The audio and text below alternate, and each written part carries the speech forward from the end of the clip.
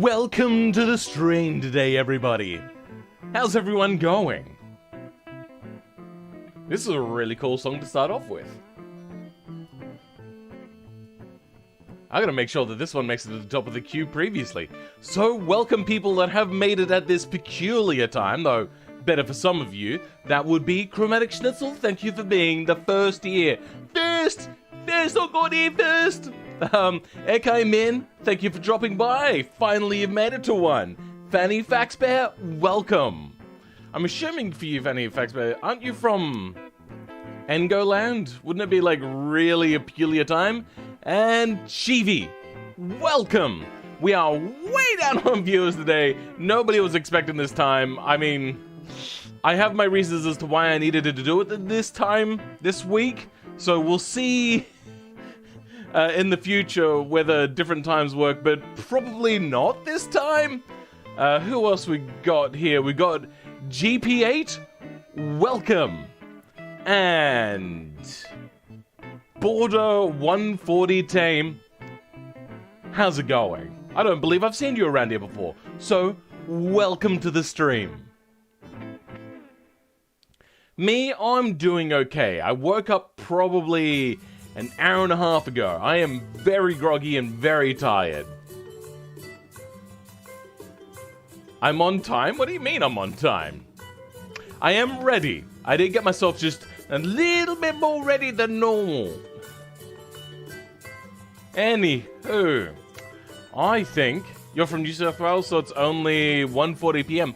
Okay, cool. I needed to do a different time because I wasn't able to do it the time I would normally do. Because I'm trying to rectify my sleep pattern. And I thought, you know what? This will be right at the end of most Americans' day, and it'll be on a Sunday, so like they'll be able to chill out with me before they have to go to work or do whatever it is. Some people, unfortunately, have to wake up at like 3 a.m. to catch this time frame, which is unfortunate. Being a global whole streaming platform where everyone's from everywhere, it's really hard to pick one good time. In fact, I would say it's impossible to pick one good time. Also, I'm going to change this around.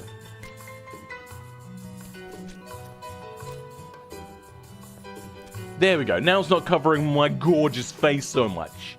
Now it just looks like I've got some sort of black growth on my face. Anywho, so let's go through the cards for this week. Have I got... Good, yes, the camera is working. Just stream for 24 hours fixes all issues? Oh god.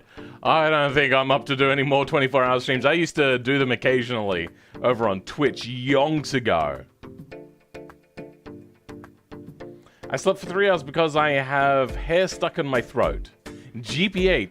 I think somebody else said the same thing, and then they looked up some weird sort of horoscope thing about what that means as a dream, which is very weird. Welcome, Aero Racer. How's it going? So Phil, finally got my laptop back. We'll be submitting my car soon. Awesome. Today we have a large variety from awesome to really awesome to kinda hot garbagey looking. Only one of them looks beginnery, I should say. I don't mean hot garbagey, but that's because I usually try to pick one beginner car each week. I'm not sure how much of a beginner they are though, because I believe I've seen their name around a lot, so I'm confused as to why they submitted such a rudimentary car. I don't get enough views to see when my views are on. Most of my viewers are on... if we're talking from this time, most of them will happen...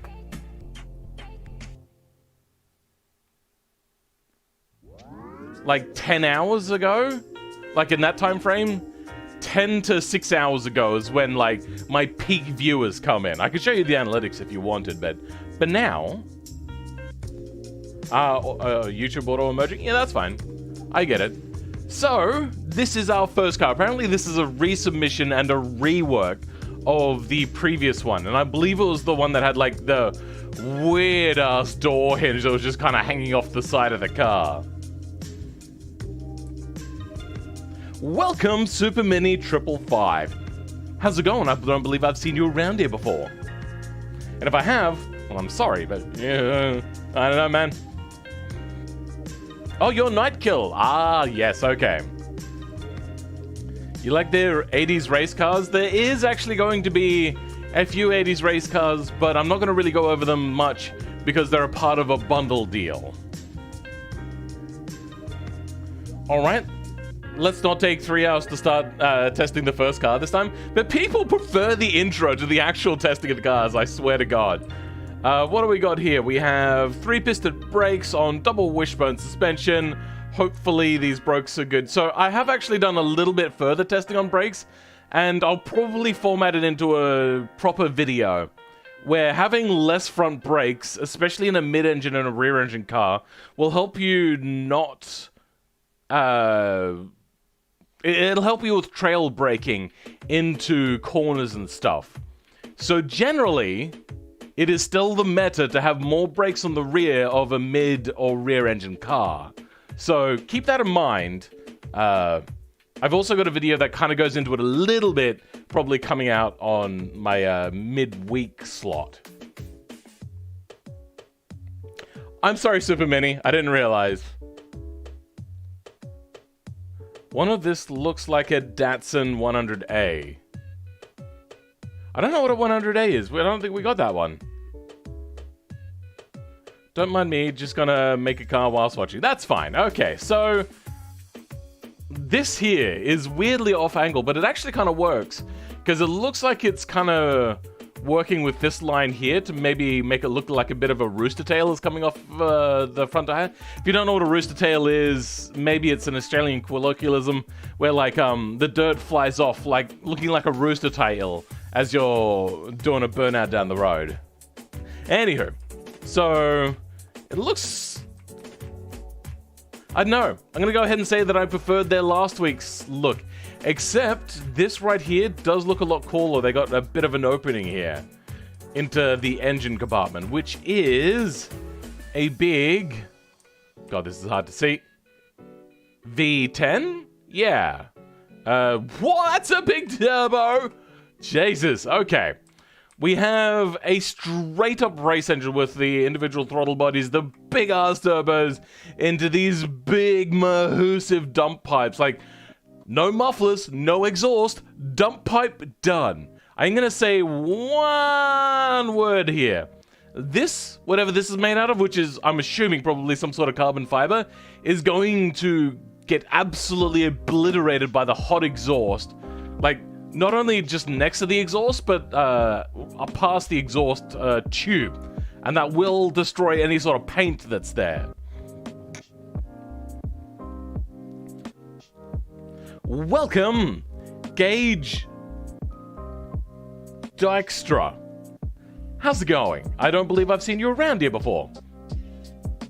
Higher pitch quality of 1440...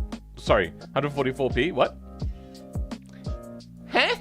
I don't understand what it is you're trying to say there. Anyway, then we got 2-piston in the rear, 4-piston in the rear. Okay, so there is more brake on the rear than the front. So that is good news. Let's have a look. Yeah, I was thinking that the carbon fiber was weird on this, but it just has to do with the way in which UV unwrapping is happening. You can see the like seam lines along here. Then we still have this wireframe from the last time that they submitted this car. I'm assuming they still couldn't figure out how to get rid of that, but that's fine. They've got a dash gap fixed for the most part. It looks a little bit weird. But also, it's a body-colored dash gap fill. Strange. Anyway, the interior looks pretty cool. Looks like we have room for legs, though it is very snug in here. Little bits of a panel gap on the inside, but that's fine. That's actually not too bad. Night Killers on mobile fill is pretty much what she's saying.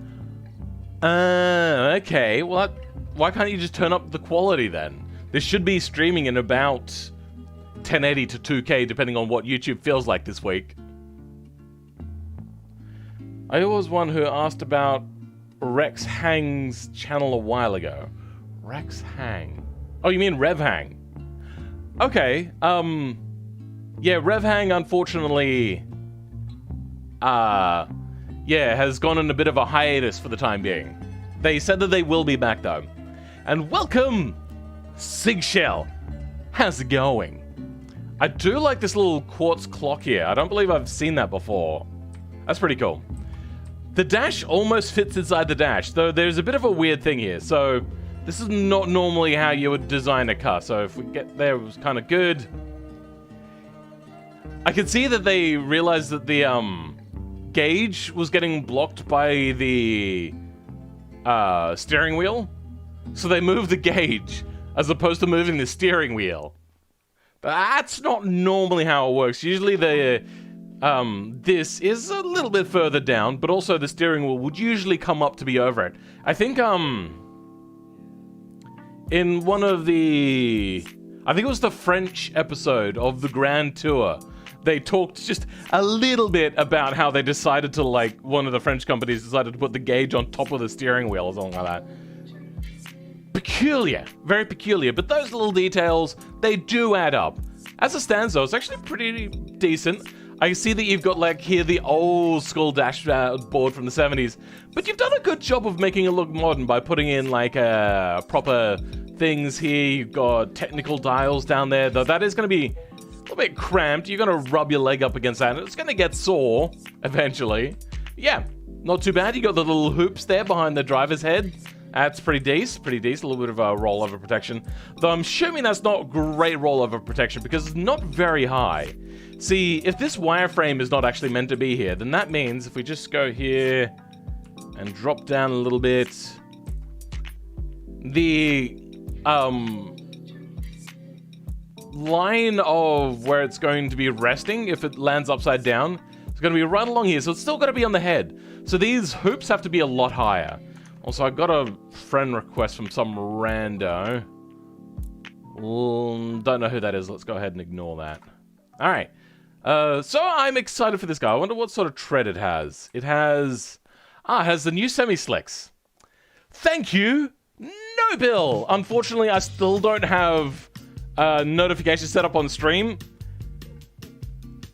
because I forgot to set it up. I completely blanked on it. I was thinking about it like the day afterwards, and I just went, you know what, I'm busy, I'm doing some extra complicated video stuff, and then I just forgot.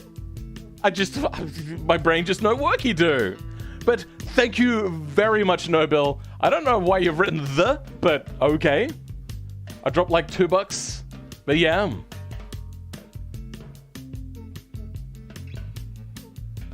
Sorry. It's not Newville. It's Newbie. Oh, I am such an idiot. Okay, so I am dyslexic. That's my excuse and I'm sticking to it. Okay, cool. Well, 1080 on computer I can see is something other than a blue blob. Fair enough there. GP8. Can't remember. Nightkill. I wrote that because I was prompted to write something. You probably could have then put something, because you were prompted to write something. Anyway, then we got this car. This car actually did very well on the votes. It is a very two-dimensional sort of design, but it's actually quite effective. There's not a lot of major technicality going on here, but what there is a lot of, like, artistic intent. They've done a lot here. I do like it. They've gone with custom headlights. Looks a little bit weird with the carbon fiber. It just makes it look dirty. But that's in BeamNG. Automation, these things can look a lot better. Very interesting design. I do like this bulge in the middle with the split sort of ventilation here. That's pretty cool. Unfortunately, the badge hasn't come out the right way. That's quite disappointing. What's that underneath? Is that meant to be a light fitting? Is that what that is? Anyway.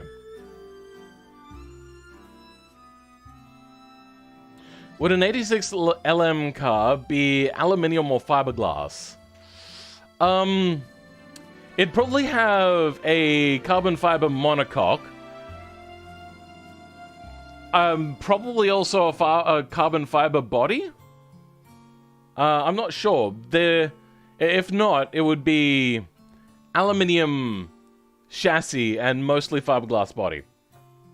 Aluminium tube frame. Or steel. Probably aluminium though. I'm not actually sure. You'd have to look that up. But there is a weight minimum. So basically, stay above that. So I got like hiccupy burp sort of things. The rear end, I'm going to say, looks better. I do like the rear end. This doesn't quite fit the angling here, but then again, you're working on automation, so it's always going to be a little bit hard. There's a lot of cool detail. This is meant to be usually a front lip, but they've done a really good job of like integrating it here with a normal rear diffuser sort of looking thing. Lots of cool little details here. Very nice. And they haven't just gone, well, I'm making sports cars, so I'm going to put on semi-slicks. They haven't even gone, oh, well, I'm making a sports car, so I'm going to put on sports tires. They've gone with like a common sort of tire compound here, which I really appreciate. They put more thought into this. I'm noticing, though, that I can see the tread from inside here. Weird. Oh, okay. This is once again BeamNG wheels. So I don't actually know what tread it is. I was looking at that tread and I was thinking, I don't know what tread that is. I just know that that's not sports or semi-slick. So yeah, no, it turns out I was wrong. This is, I don't know what sort of tire tread it has. It probably is a sports tread though. Welcome! Halcyon. How's it going? That name is tripping me up. Yeah, it's meant to be a light? What? I'm confuzzled. Looks like a mix between a Zenvo and a GT350 EcoBoost Mustang? I don't see it. Anyway, in here we got, I don't know what sort of brakes this thing would have. In double wishbone suspension. What on earth is that? Is that meant to be the fuel tank? If so, that's not usually where a fuel tank goes, but close enough, I suppose. Usually a fuel tank will actually go in this vacant spot, like right down here. This is a general sort of place you'll find it on a front-rear drive. And then we have non-turbo, but a naturally aspirated V6. And is that a narrowbank? It's hard to tell. Yes, it is a narrowbank. So that is a very unusual choice. And it's also probably an aftermarket-y sort of one, because it's got tubed headers. Unless this car is like super expensive, it's probably not going to be tubed headers from factory. I used medium in auto, but switched the thread.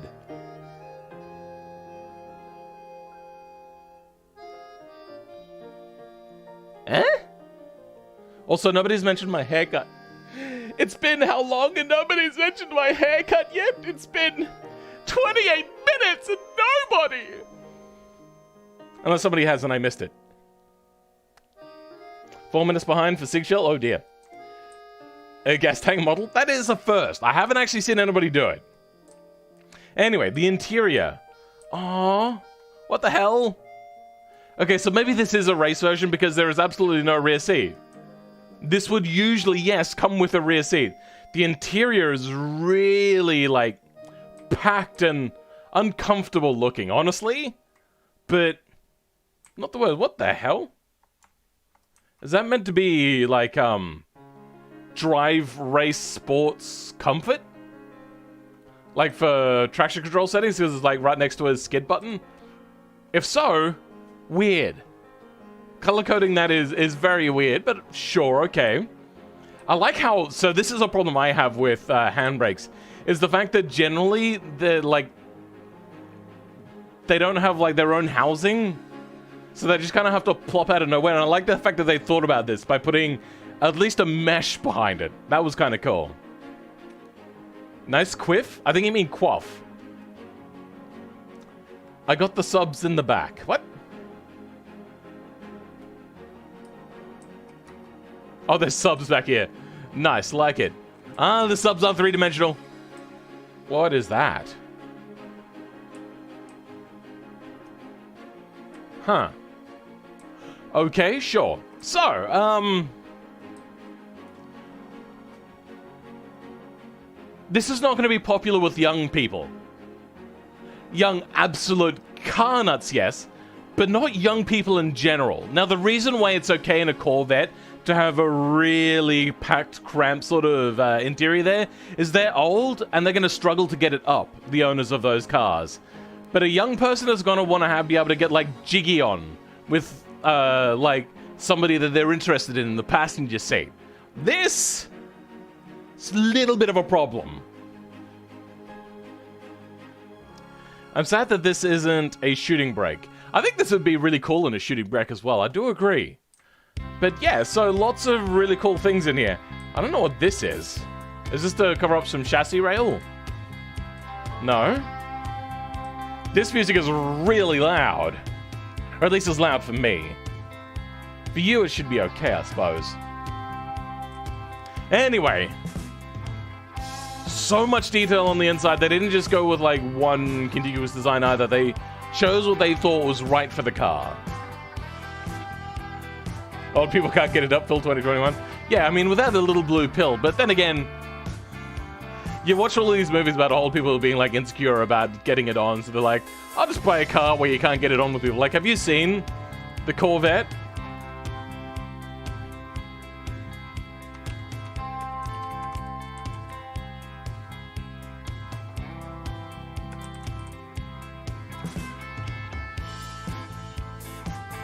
Yeah, like, there's no getting over this center console in this car.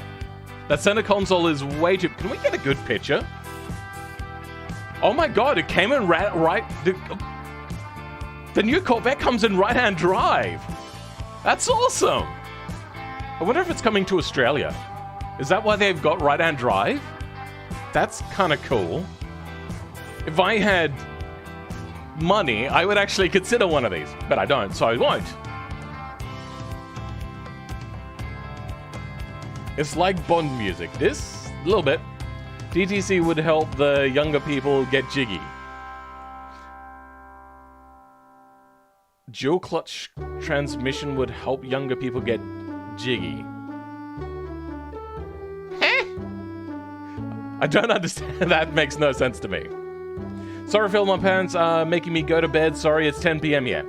Alright, Gage Dykstra. Thank you for coming around, and I'll catch you next time. I'm very sorry that it is too late for you. But, yeah. So, I like this. Kind of cool. But, let's move on to the next car. One where we can actually get some more details, because I have no idea what the wheels and brakes and tires are and all that sort of stuff. I don't understand why people have funky times in cars. When you're young, and your parents, like, force you to have your bedroom door open, you're going to want to have funky times somewhere else. And a car is a pretty good way to do that because you can go anywhere. That's what I did. And I did funky times all over the place. I'm talking about me committing crimes here, I suppose. But yeah. I'm noticing here. You guys notice it yet? How about now? How small is that brake disc? That is a minuscule brake disc. Oh my god. That is going to have a problem. Now let's see it have like 13 pistons on the other side. No, it's just a single piston. Okay. What they probably should have done, if they don't even have the latest version of the game where they could drop the force down, what they could do is have the sort of brakes that they want, and then reduce the brake pad type to be more comfort orientated. And then put a bit of cooling up so then they'll cool a little bit more. But that is probably going to cook brakes.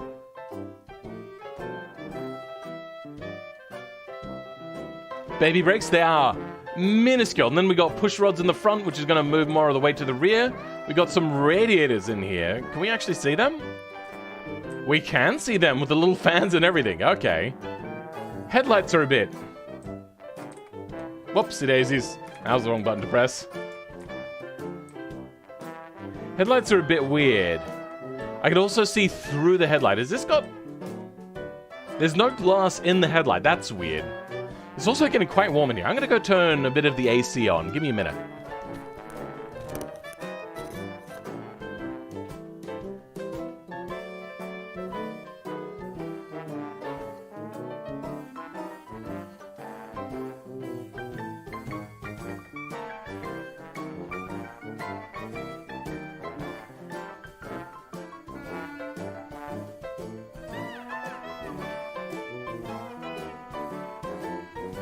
Myself dizzy from going around once.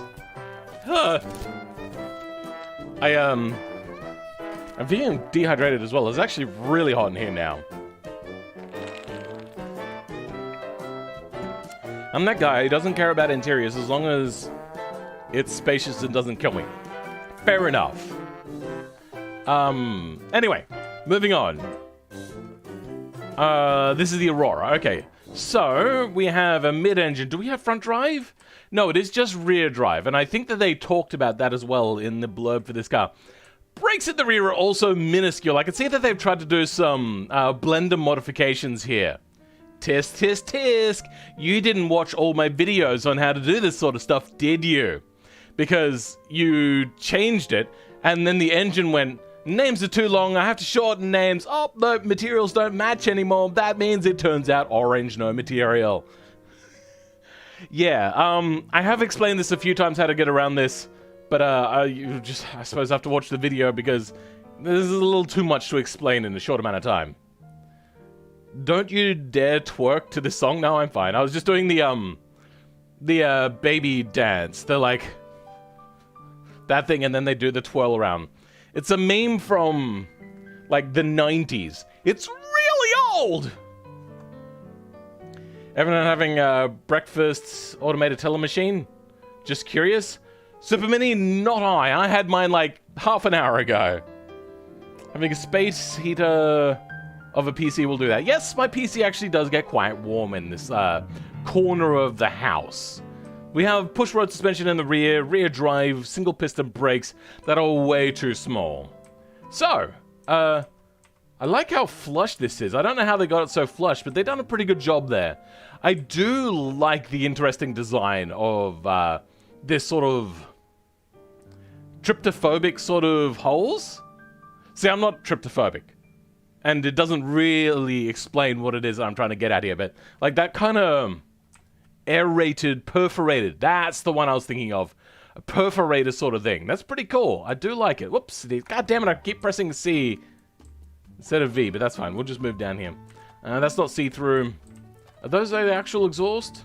They are. Okay. I wish automation would fix the new exhaust, like, directional sort of thing. It gets really super jank sometimes. Anyway, let's go around. I'm gonna have a look at the roof a little bit. So they have a bit of a vent up here. I'm not sure with, like, its positioning, though. I don't think that's going to be particularly effective or good for aerodynamics either. The side here, they've done a pretty good job of making a vent that they want. So, well done. I usually struggle with this, and they've done a pretty good job of making it look like it's intentional. So, good work. Too many holes? Is that British slang I spy near the badging? Superlight S12 Aurora with an I'm assuming Arabic is the language number plate, so I don't know what you mean. My PC fans blow air between the radiator and it heats up the room quick. Yeah, sure, okay. Very Bugatti sort of interior here. Pretty cool, I do like it. Lots of detail. I see here that they've tried to cover up the air vent sort of thing that they've done. Yeah, pretty cool though. Still do like it. That's what I do sometimes. I'll put some sort of bulge there to cover up the roof vent that I put on. Ah, yes, no rear view vision mirror because there is no rear view. Okay. At all? Okay. Interesting. Also, that's a cool badge. Nice. Probably should have made them like different 3 dimensions though, so then they don't do that weird overlappy thing. I like it. Lots of cool detail. That is a really cool gauge as well. So it starts at 40, 80, 120, 160, 200. Odd, okay. I'm assuming that's in kilometers an hour. Super light, 1 of 1. Yeah, so what do we got here for pedals? We got 2 pedals. So I'm assuming... probably... there's no flappy paddle, so automatic, most likely? Oh, that's right. I think this was also for somebody that failed their driver's license. So... test, that is. So, yeah. Also, I did notice, and yeah, this thing has a really cool looking roof liner. Really awesome, love it, great detail. Now we got one of the beginner cars for today. Very basic, and not really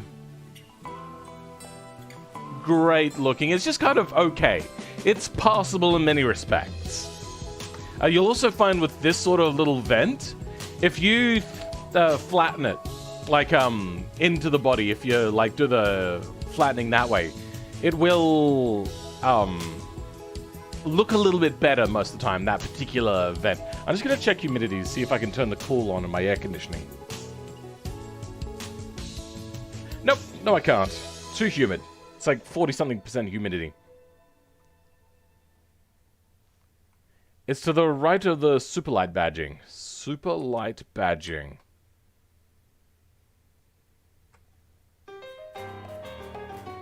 Oh, why did I think you said British slang? My bad. Yes, okay. Fair enough. Now we have this car. I've introduced this car twice now. I'm doing well, aren't I? Holy, this is one early stream. Hello there. Welcome, Crownless. I'm assuming you didn't catch the memo on the fact that I was doing a different time for a stream today. I'm not sure about there being a vent here, but maybe they're trying to, like, vent out some, rear brake sort of cooling. Now, apparently this is meant to be the savior ute of the company to come with a V8 sort of thing. So, let's have a look at what sort of V8 we have in here. Being a 90s or 2000s ute, this is probably still going to be push rod or single overhead cam if we get some sort of weird American engine. What do we got? Ah, we have a single cam. So, at least it's not dual overhead cam. It wasn't until 2004 when Australia got its first production car made in Australia to come with a dual overhead quad cam V8. But it wasn't an Australian made engine, just the car was. Mostly assembled though. But yeah, you get the idea. Anyway, so we got 2 valves per cylinder, still pretty cool. Interesting engine. A lot like a, what would you call it? The Ford engine. The one from the Crown Vic. That one. That, like, weirdly not very powerful V8. That's not great on fuel. Anyway, as for the brakes, we got single piston, double wishbone. Not bad. Let's move further into the back. We have dual exhaust running all the way down into a solid axle rear suspension on coil. This is a ute. And utes will usually have, unless it's like the Holden ute, because the Holden ute wasn't a very good ute, will usually have a leaf spring. Now, the Holden ute just ran the normal Holden suspension, so it was really meant for passenger vehicle sort of stuff, not so much for carrying heavy loads. As a result, the Ford Falcon ute was arguably better for being a ute than the Holden ute. Also, the fact that you could remove the rear tray on the Ford utes and put on like a big aluminium tray if you so wanted. Not on the Holden, because it was a unibody. No air filter unacceptable. Fair enough. Most Aussie muscle cars before supercar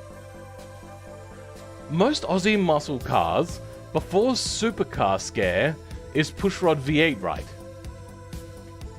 I don't think there was much of a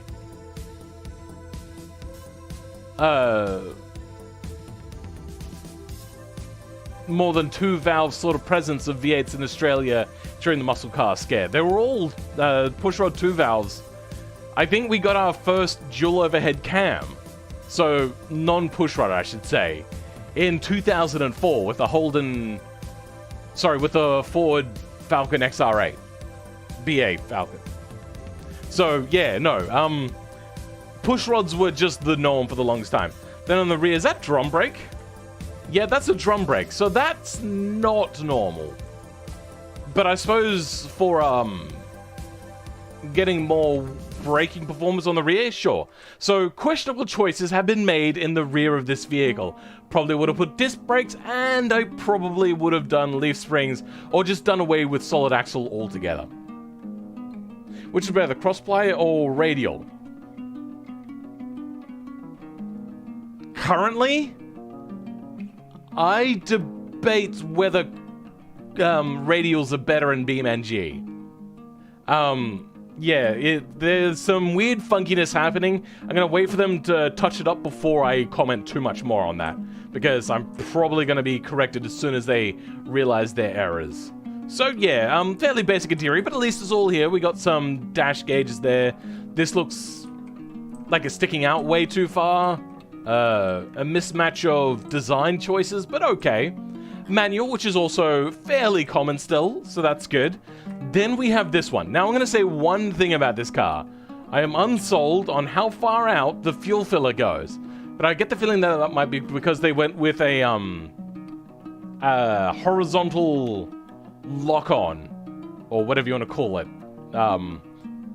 cardinal lock-on, as opposed to like body angle lock-on.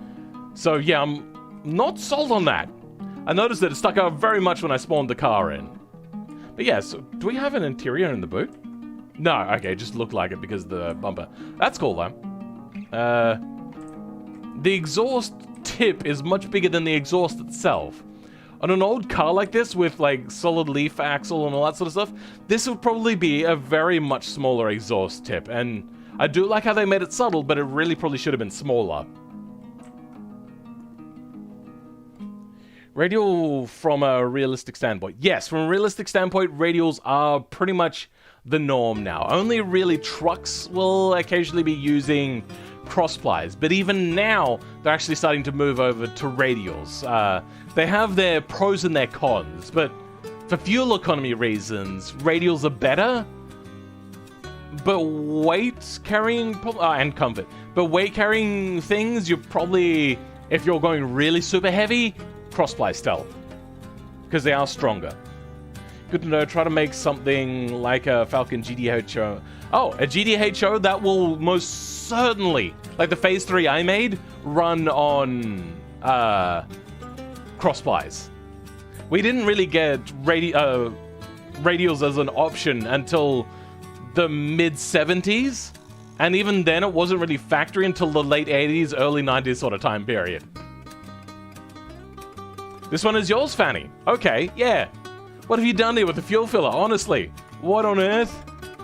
But I do like the front. The front looks pretty freaking awesome. I'm gonna need to go poop soon.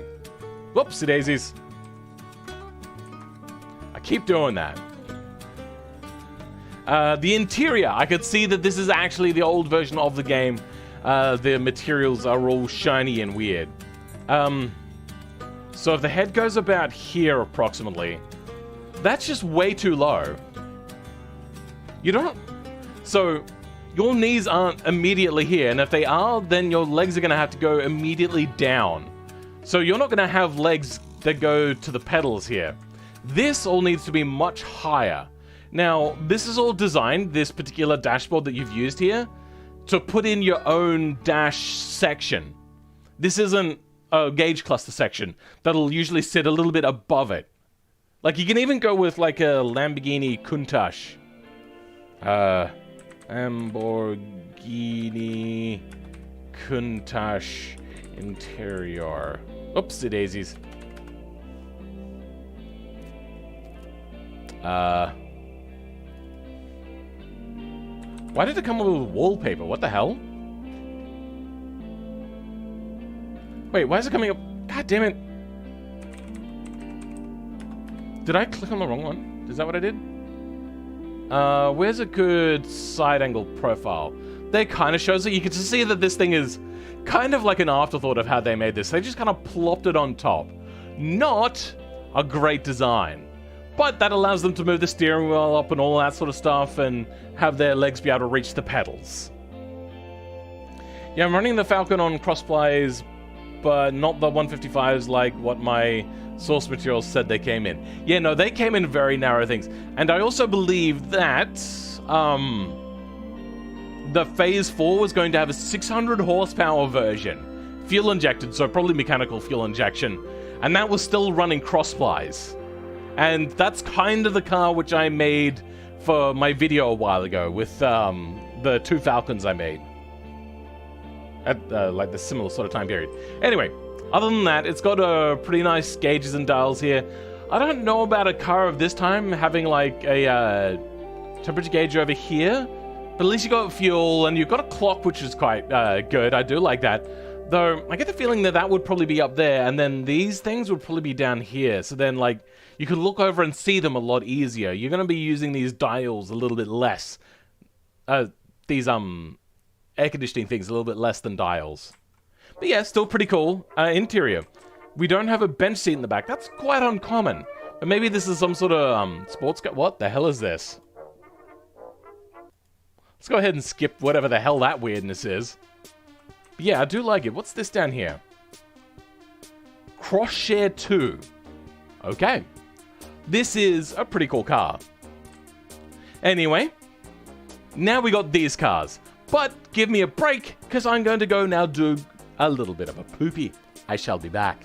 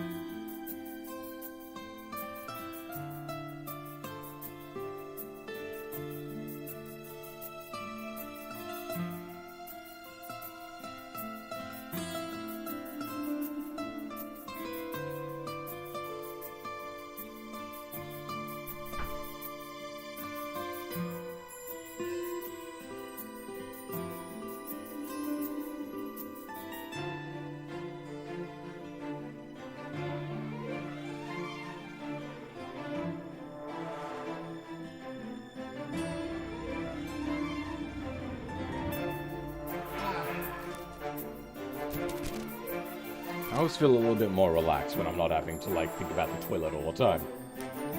Ah, okay. Where did Phil go? Wow, did you just come here at the wrong time? Phil screamed like a dog trying to get its head out of the fence. What? Okay, so what happened is when I took my headset off, it didn't quite land properly on, like, where I was putting it down, and it dropped onto the ground. Now, these are expensive headphones, and I would not suggest them. They do not live up to their claims. I'm actually really disappointed. I spent a lot of money on this headset so then I could have a good wireless headset with a good microphone, and this was the best one I could find, and when I got it, it was nowhere near as good as what I was hearing their ratings to be like. This headset is not that great. So don't buy them, but my God, I got totally gypped. I saved up quite a while to buy these. These were like $450 or $60. My God, this is the most expensive thing I have ever bought for PC gaming. Like, except for my graphics card a couple of years ago, but even still, only a little bit more than this. I was ready to be like a high quality streamer or content creator, just use a really good headset. I was so disappointed. So I still use this microphone, which is a HS1. But yeah, so I am a little bit precious of my headset. It does also help my recording, but there's a way in which it splits audio, which is pretty awesome. Anyway, wait, Phil, you didn't look at anything drivetrain-wise in my car. Oh yeah, you're right. Okay, let's have a look at the drivetrain in this car. We have, oh, look at that, a 4-cylinder push rod. Interesting. Single carburetor. This is a very much an economy sort of engine. Not only just in price, but also probably in its fuel usage as well. Short cast header, exhaust manifold. Very well done. Usually people will just be like, I just want more power, so I put on triple Solex carbs and put on tubular exhaust. No, like this is well designed, very well done, and I know now why you wanted me to actually specifically look at. Am I wrong, but does that car at the end look like a 100A Datsun? Alright, we'll have a look at that. Big wheels on that bus? That is big wheels. Border 140 tame? Hello again. Okay. Then for here we got double wishbone on drum brakes. Interesting. Front drum brakes on a car that doesn't look that old. Like, this looks 70s. You could almost call it 80s, but most likely 70s. I doubt that this would have had drum brakes on the front, but maybe they're going for like super budget luxury? But if they're going for like a budget sort of build, why is there not a bench seat in the back? Also, what the hell is up with this? They have done... Like, I know this isn't your design choice. I'm assuming that this is something that the mod maker did. And I do not agree. That looks so weird and jank. And then it looks like you've tried to put a roof liner in? Yeah, okay, that's not it. That's not it. With the new setup for automation, it comes default with, like, really great headliners. So maybe upgrade, and you'll be able to have more fun with that. I think we ran out of music. Yep. There we go. Did you spend more time... did you spend more on your motherboard? Oh, you know what? The multiple motherboards I've bought, yes, I've spent way more on my motherboards, but that's like individually, and I just said screw it, and I got rid of that whole setup. And now I've just got a new computer, mostly. Still the old graphics card, because, oh my god, new graphics card prices. Caught the stream on accident because it's 6:26 a.m. Oh, okay. Wow, that's quite an uncomfortable time zone for you. Then let's have a look at the rear. What do we got? 6-piston disc brakes. No, I'm joking. It's just drum brakes again. Solid axle coil. So, odd choices have been made, especially that fuel filler cap. I hate that so much. That's a fail right there. Oh, I hate it. Then we got this absolute chungus. My god. Look at that. That's got like full proper tread on here. I want to see how much tire deformation we get, because it does look like it's more bulbous at the bottom. Is that... Yeah, you can see it like getting some good deformation in there. I love it. What if we grab from the center of the hub? Good, no wheel deformation, but lots of tire deformation. Nice job. Really, really nice job. I guess 6-piston brakes. Big boy tires? Yeah, this is pretty well done. Now, apparently the body was entirely made up of 3 objects as well, so... Pretty cool. I'm assuming this is all drive, but... no drive shafts? Sure, okay, fair enough. Why not? Have they tried to modify this in... Blender, or is that just them stretching it out in new automation, maybe? Who knows? I don't know where these tires came from. I'm assuming that they're a some sort of modification thing. I'm also noticing that none of these have brakes. So what I'm assuming, and this is something that happens on a lot of these sorts of vehicles, is especially when they're like amphibious vehicles, which I don't know if this is amphibious, but maybe it's meant to wade water even, maybe, or trek through like really thick mud. A lot of the times having outboard brakes is not the best option. So sometimes they'll have the brake inside of the car, they'll use the engine to brake, they'll have a brake in the transmission maybe, or they'll use some sort of other system to stop the vehicle. So I'm not going to mark them down for not having brakes, because this is an out there sort of vehicle. I love the fact that they've got like a C-section sort of rear bumper here that they've attached the lights into. That's pretty cool. I do like it. It's got a tow bar as well, but that's going to lift up any sort of trailer a large amount.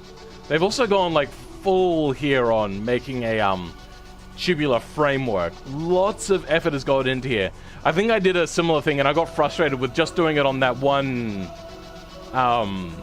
super SUV off-roader thing that I made. Those are BeamNG tires, you think? Are they? I don't think I remember seeing BeamNG. Maybe they've played with a morph a little bit. Ripple. Okay, so it is a brand from BeamNG. So maybe it's not custom tires, but still custom work to get them on there, and also to get working axles. As you saw, all of the axles work. So yeah, you can see all of the axles are working there. Nah, wrong buttons. There we go. Cool. Come to a stop, please. Just stop. There you go. Okay. They are crawler ones? Okay. Rock crawler, that's cool. Let's have a look. Oh yeah, I was going to look at the video that I was just referencing. Also, thank you for all the new subscribers that are joining. I did put NOS on it. Yeah, this one.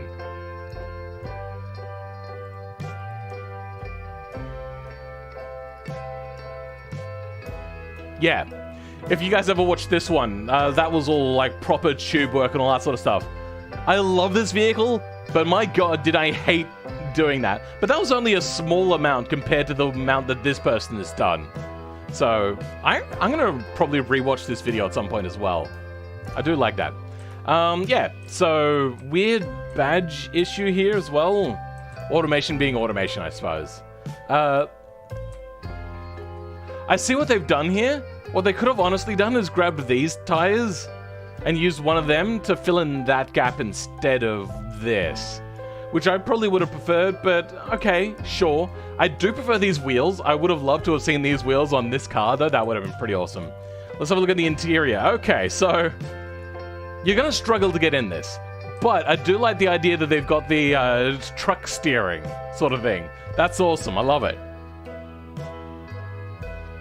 Only 4 axles, not 6. Sure. Very basic interior, but at least it exists. And we got a 2-shifter. So was it automatic with a high and low range? Is that what it is? Because we only got 2 pedals. Also, the material on this is not your friend, apparently. My god. That's bugging out, and I'm not entirely sure why. Weird. Anyway, I don't believe I've seen this one before, so that looks mostly custom. Nice. Also this one as well. That also looks mostly custom. Lots and lots of tedious work here. I would have loved to have seen the exhaust go right up, but I suppose this also works for what you're trying to... God damn it, I keep pressing that wrong button. What was that? Something popped up in the corner of my screen. BeamNG. So let's have a look at the engine that we got. Got a big, naturally aspirated... I can't... That exhaust is so bugged out. God, I love the new automation export. 1, 2, 3, 4, 5. So it is a big V10. Very uncommon. Also, quad cam. I don't know about that, bro. Nah. Welcome, Elijah Speed. How's it going? Tubular chassis, definitely an up from me. Alright. Yeah, so cool work. I also like the fact that they've got a bit of a walkway here. What I would have also liked to have seen is, because that is a huge amount, and I forgot to do it on my tractor, but maybe put some sort of step here instead. Like, instead of this angled here, you could have had a step with an edge plate, and then maybe just a straight vertical step, like one step, and then a step ladder. I think that would have been pretty cool. Let's have a look at the next car. This is one of a series, and there's a bunch of these cars. So let's bring up the cars that are in this pack together. So, this one has a convertible version, the base version, which is this one, which is electric apparently. Then we've got this version here, which maybe that is the base version. That says GL on it. So I don't think we have a base version. Then we have just a road sports sort of version, the one that's in the thumbnail version, then two rally sort of racy looking versions. So lots of work here. I'm only really going to review them minor for all of them. Like, I'm not going to give them all in-depth reviews. Yeah, this one looks pretty awesome. I love the fact that they actually went with small tires as well. That's pretty cool. Not sold on the wheels, though. That might be a part of the reason why this car wasn't very cheap. This was meant to be a cheap car, but it wasn't a cheap car price. So, bit of a fail there. We got drum brakes on the front, so you could tell that they went for cheap. Front-wheel drive, cast log, single overhead cam. For an engine this old? That seems unlikely. Also, 4-valve? Once again, very unlikely. Fuel injected. I think? I don't know what we're looking at here. Is that... Oh, that's mechanical fuel injection. So that's weird. Maybe this is not... If this is electric, then maybe that's not actually what you get here. Then at the rear, we have... semi-trailing arm. Okay, that's a weird choice, but okay. Drum brakes as well. Not bad. It looks kind of cool, kind of funky. I like it. Realism, I'm unsure yet because I don't know whether it's electric or not. Once again, they don't have the above dash, so like your head goes about here. Nah, that kind of works. You do have room to get your legs in there and all that sort of stuff. It just like it feels like it's a little too far away, maybe. Like you have to stretch or lean over to get to it. Also, if this is an old cheap car, you're probably going to have a bigger steering wheel for no power steering. Even if it does have power steering, you're probably still going to have quite a big wheel because you have all of the weight over the front wheels and it is front wheel drive. So that's just the thing to think about. They've even gone to the effect here of like putting in a key. Like there's not much here, but they've got a key and a big, massive hazard switch. But yeah, no radio or anything, so maybe this is the EV version. We got a manual shifter in there, window winders, all that kind of stuff. I do love these seats. I wonder what it is that they've used here for this. It's a grill? Interesting. I'm gonna have to keep that in mind. That might be something I do in the future. I like a lot. Then just a simple bench seat in the back here. This is a fixture. I've never seen this fixture before. Interesting. Nice. Welcome, sneaky Mr. Wiggles. How's it going, bruh? Hi, Phil. Fresh cut, my guy. My hair? Yes, thank you. Finally, somebody mentions it without me having to bring it up. Only they care about me. The rest of you don't. I cut it myself as well. Because I'm cheap. Cannot wait until the Supercharger update comes. I'm going to be very excited for the Supercharger update, and I'm going to be doing some really fun stuff with that. Not entirely sure what I'm going to do right now, but yeah. This is really awesome. Though their blurb had one issue that I'm going to call out. And I've also just noticed another one now that I'm looking at it. This would not be a long journey vehicle. For many different reasons. It sacrifices passenger space for side door exit. If you have a long journey vehicle, getting in and out very fast is not going to be a high priority. So they're not going to have the side exit in the middle of the vehicle. They're going to have seats all the way along. But they did say this is mostly a commuter bus, so I won't mark them down too much for that. The other thing is that is a magnesium wheel, if I am not mistaken. And I very much doubt that a bus is going to come with magnesium wheels, especially considering that they're also going to be ginormous and very expensive. They're also, from this era, probably going to be cross-plies and not radials, like what these look like. They are hard long life, so at least they've... Actually, I don't know what tread that is. Is that medium compound? That'd probably be a hard long life radial tire. And I don't get the feeling that that is a... Sorry, cross-ply. I don't get the feeling that that is a cross-ply tire. Yay, my car made it again? Yes, one of your cars did it, Nozium underscore. Wait, there's a supercharger update? Apparently, coming soon, they say that there's going to be superchargers in automation. So we don't have to rely on doing mods that are janky at best, because there's like no real thing there. I guess I'm supposed to be expecting superchargers late this year if it was coming with the next update. I'm not sure when it's meant to be, Sheev. I believe it's when the current alpha build is completely out of alpha, is when it's meant to be here. But maybe, if not, after beta. Anyway, let's keep having a look at this thing. I hate that. I wish they had kind of had done something about that, but that's fine. That's more of an automation limitation than anything else. I love the windshield wipers. Oh, okay. So this is something that irritates me about windshield wipers in automation, is the fact that they do weird things with, like, going over body lines to get onto windows and stuff.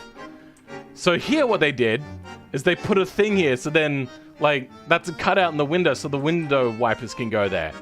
Good work. They've also got the weird mirror sort of thing there. That's pretty awesome. Oh, all the buttons and gauges. Nice. If this is meant to be communist, this works. If it's not meant to be communist, you're probably going to have some sort of, like, a divider here with a pay station of some sort, so the bus driver can charge people as they come in. Interesting sort of design. Okay, nice. I like it. Got a little railing back here. There's no button dingers or, like, a pull cord. So here in South Australia, at least, there's a button you press. Most countries don't have the pull cord anymore because those are less reliable, but there's no sort of, like, way to signal a bus driver to stop. Also in the back usually is where the engine is, and the back will be lifted up a lot more. I see here that they've got something. Anyway, where is the engine? Do they not have the engine in here? Okay. They've clearly made an oopsie, and I completely disagree. So, I don't know whether this has a rear engine option, but this bus is probably rear engine.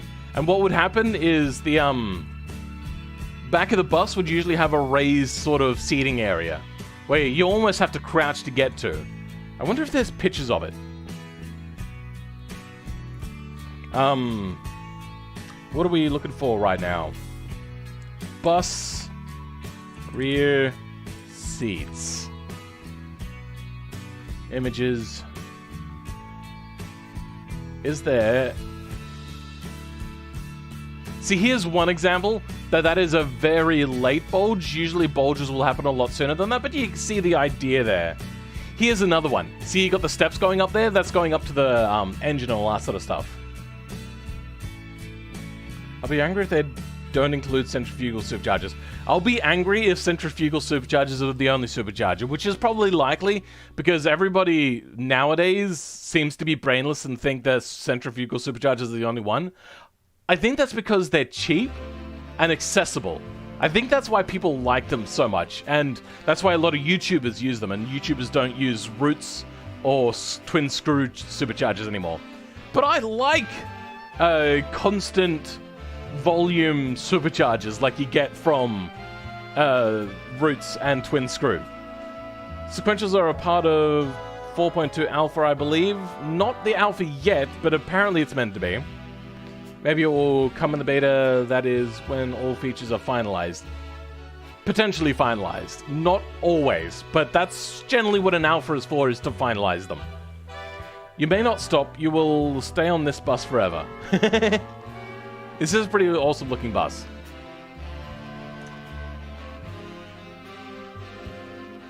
Anyway. Yeah, so lots of cool design. Interesting window choice here on the rear. I like it. Is that meant to be some sort of like cooling thing? Is that what that is? So the only time I would actually excuse this thing having a complete flat floor is if it's one of those buses that have like the giant flywheel that they use to drive around, then occasionally just get spun up again. Axial flow superchargers? I don't know what axial flow superchargers are. So as I can look it up. Something changed on my UI and I'm not sure what it is and I don't like it.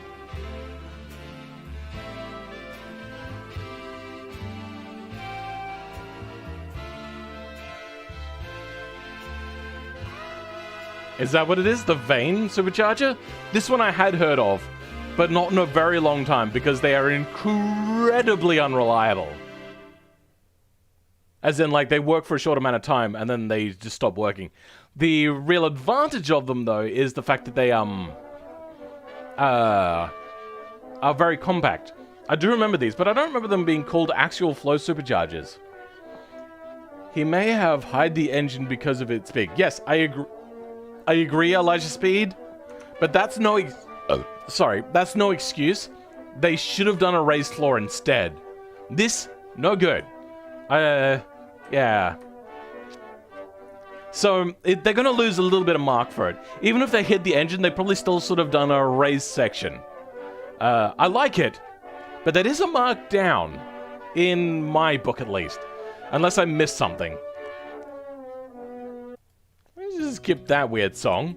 Then we got this thing. It's the third one from this new group, which includes a bunch of my viewers and apparently some other people as well. Kind of cool looking. Not the best in my opinion.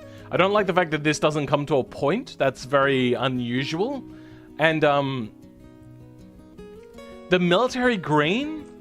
I don't know, man. Something about it just doesn't seem right for a supercar. Maybe they're trying to go for the, like, a military person bought this one and was like, yeah, I just want the sort of, puke green sort of color. I mean, I do like it, but I just don't know about on this particular car.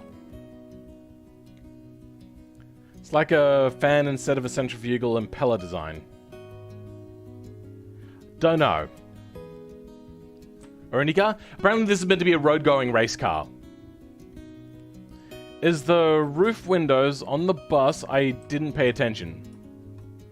I don't see any stuff up here. I don't see any ventilation either. Good spot. Usually these sort of older ones will have little vent holes on the top. Let's have a look. Bus roof. So this one has AC on the top. This one has a little bit of a detail on it. This one, for some reason, has a garden on top of it.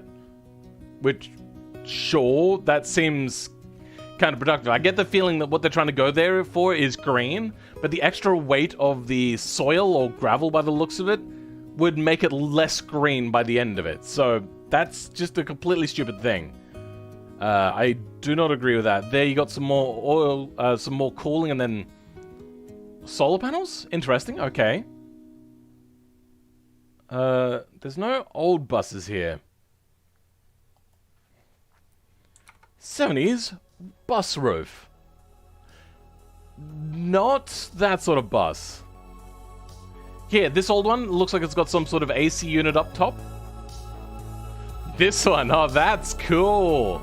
Oh, that's really cool. I like that a lot.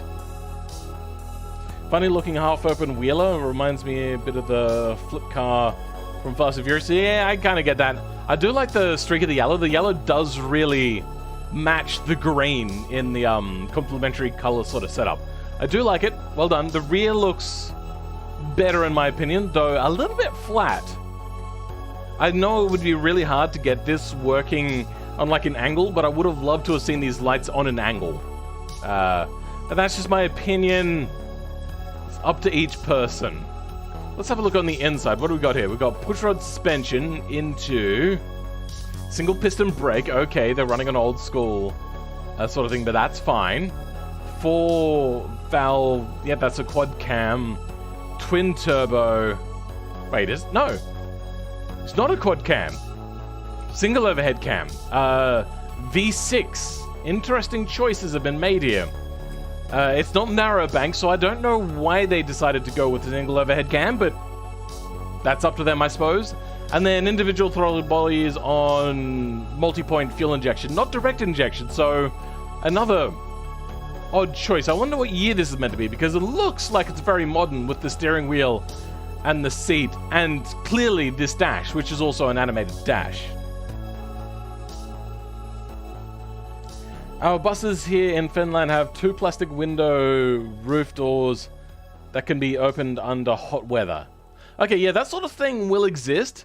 They don't exist so much here in Australia, because here in Australia, you really do need AC, mostly. It's generally just really hot. I think that they were going for Caterham 7 Sport of... yeah, I kind of get it. I do like this windshield, though. That's kind of cool. I do, however, doubt its safety. So say you're here. Yeah, around here. Okay. I suppose with the full race harness, you're not likely to hit this. Still, that seems not great. I don't know. It should be fine. Then in the front, we have no front drive. Good. That means that they have put in effort to make sure that this fits into race categories so they can race it wherever they want. And this should fit into a lot of different categories, being a V6 and all that sort of stuff, and 2-wheel drive. Whether they've done a good job of making it handle, I don't know. If they've tuned this thing to handle with a steering wheel, then it's probably not going to be particularly great for me, because I don't test these cars with the steering wheel, because that is a whole faff that I don't like to get into. Small brake, yeah, a little bit small, but the vehicle is also incredibly light.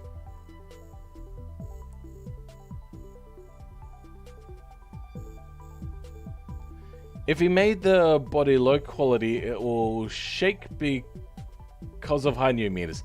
That is actually something I'm going to test out at some point. It's just really hard to figure out how I'm going to test it. Is if increasing the quality to make things lighter, like the chassis, does that lighterness make it more shaky? And I don't entirely know how to test it, but I think I have an idea, and I will be trying that out at some point. I didn't know Finland had hot weather unless you meant 10 degrees. Oh dear. Caparo T1 lookalike?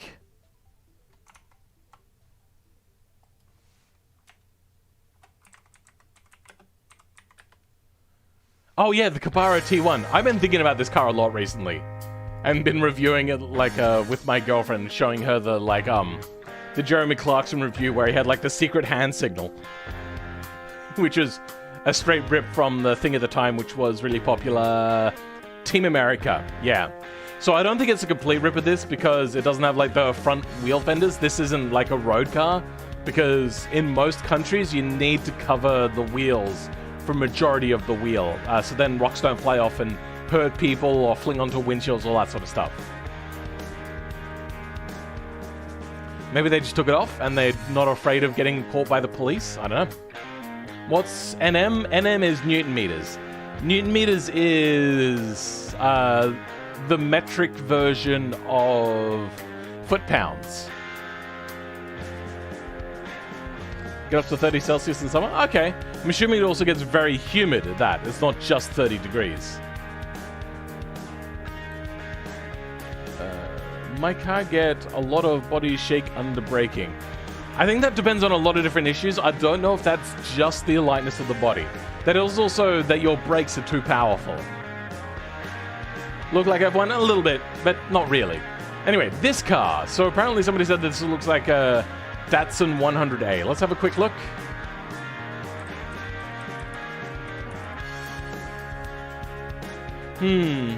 No.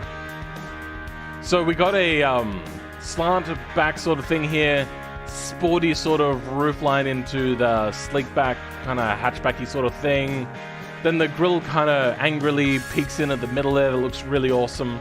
I do like the look of this. This, not even close.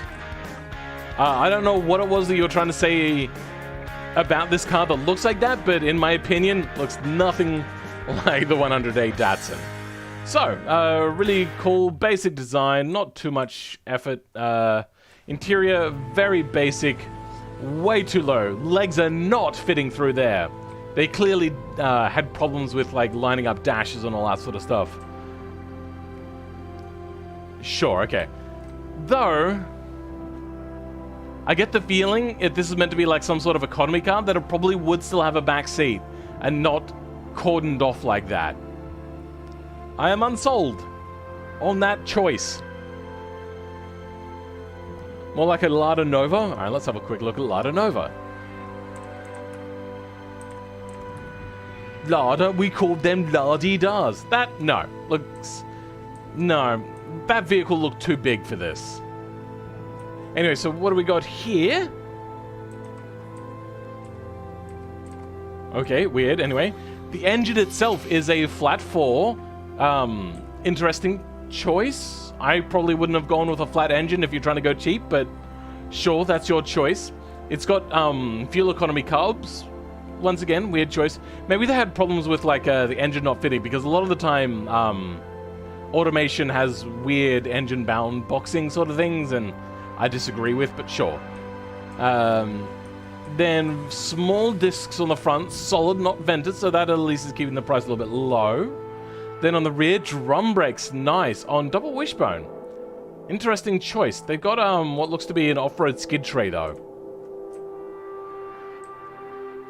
Odd choice.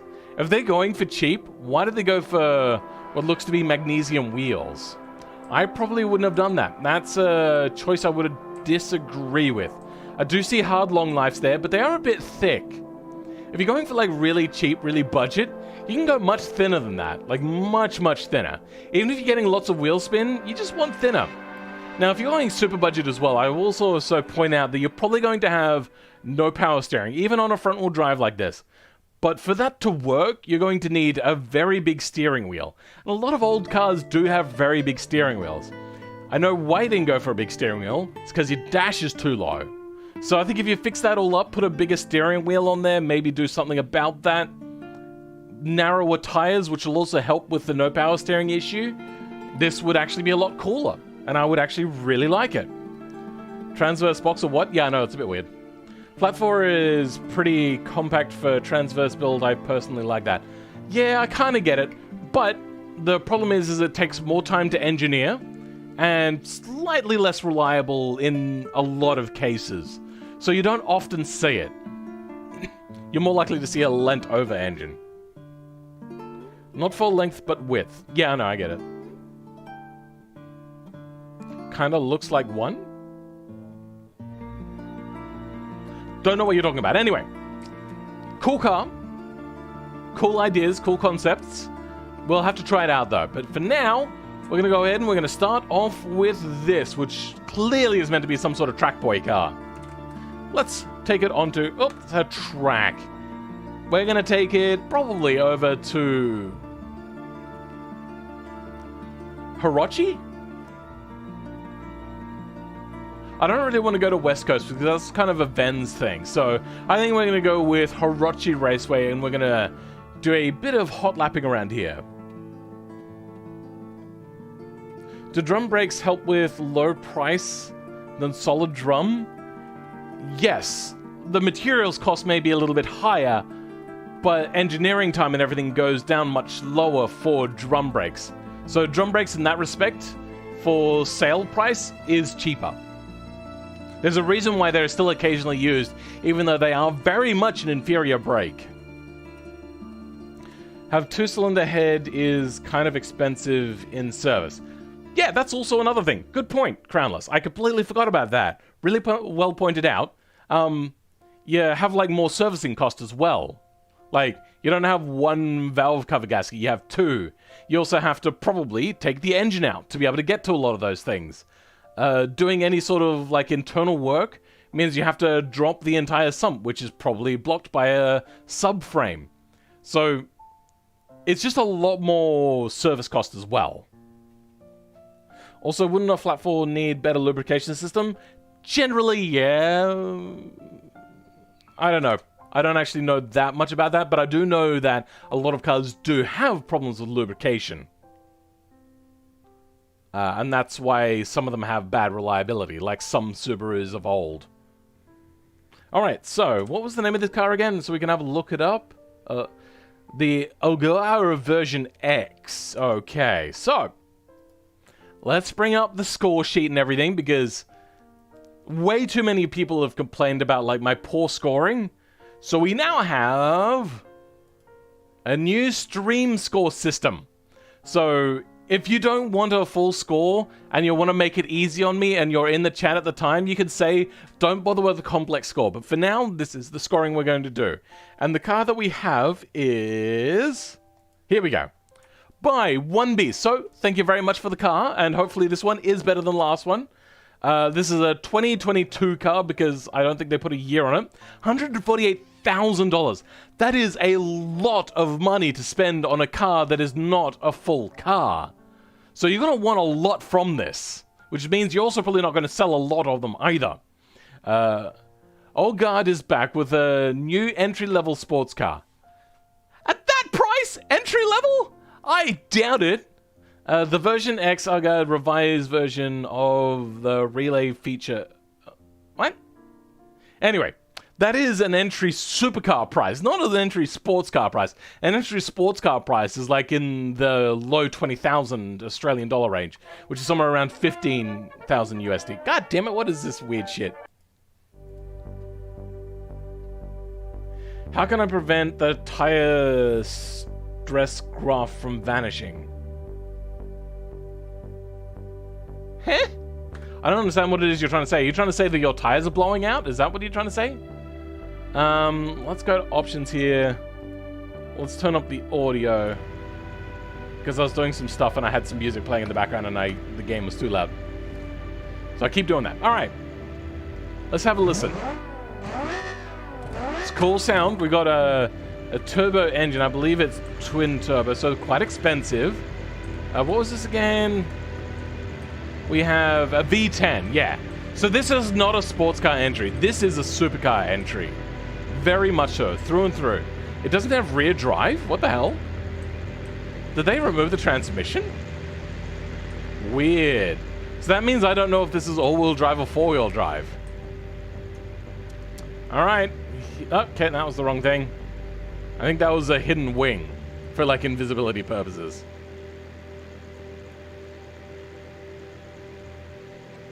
Cool. Oh, nope, nope, nope. Things have fallen off. Okay, there we go. Let's give it a bit of a try. Ah, it's just rear drive. Interesting. And it seems to have an open diff, maybe? I don't know. That's a bit weird. Anyway. Welcome, Kid Forearm 80s. Welcome! I'm off to get some lunch. I'll be back in a moment. Okay, Fanny Fax Spam. Half of the time, it's just not there. I don't know what it is you're talking about. Anyway. Pretty cool car so far. Nice feel. A bit of body roll, but I feel like that's like in aid of traction. So I'm not too concerned. Oh. Washing out really hard under braking. So maybe too much front brake force still, unfortunately. It feels actually quite planted for what I'm assuming is a lot of power. Pretty good. It does want to push out a little bit wide, so a little bit understeering. But actually not bad. Oh, okay. This actually feels rather nice. It does feel like sports car suspension over supercar suspension, and sports car kind of power over supercar power.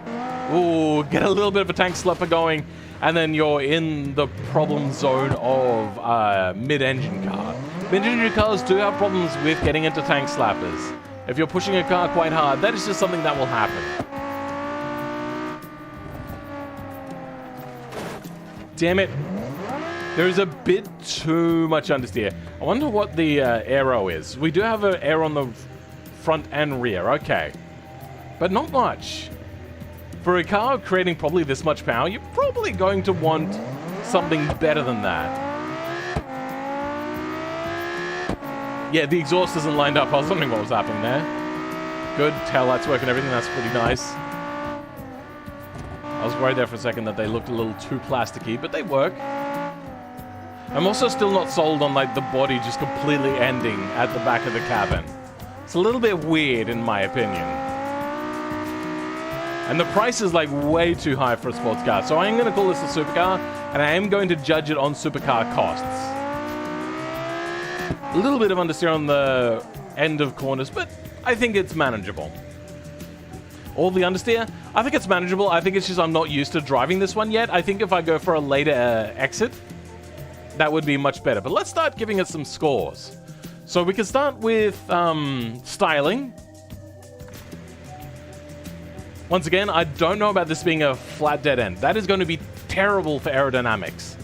Then I'm also not sold on this like double bubble sort of design. Personally, I think that's a little bit weird. It could just be me. They could really like it because of like how detailed it is. Maybe it means something to them. But to me personally, I'm not sold on it, and I am the one giving the review here. Also, the two-dimensional flat sort of back end here, at least it's mixed up a little bit by not being flush with the fenders. Decent enough. Not sold on not getting rid of the wireframe either. But yeah, pretty decent. The interior is, I believe, better than last time, though it still feels a little bit far away from the driver. Let's go ahead and give that a 5, because I am unsold on that. The acceleration feels pretty decent. So I'm probably going to go with a 7 on that, because it feels pretty decent, but it's not like face-tearingly fast. Actually, you know what? Let's grab a gauge on that quickly, because maybe I'm getting misled by my senses.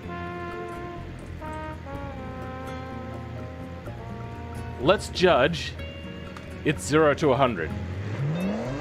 Okay, that's no good.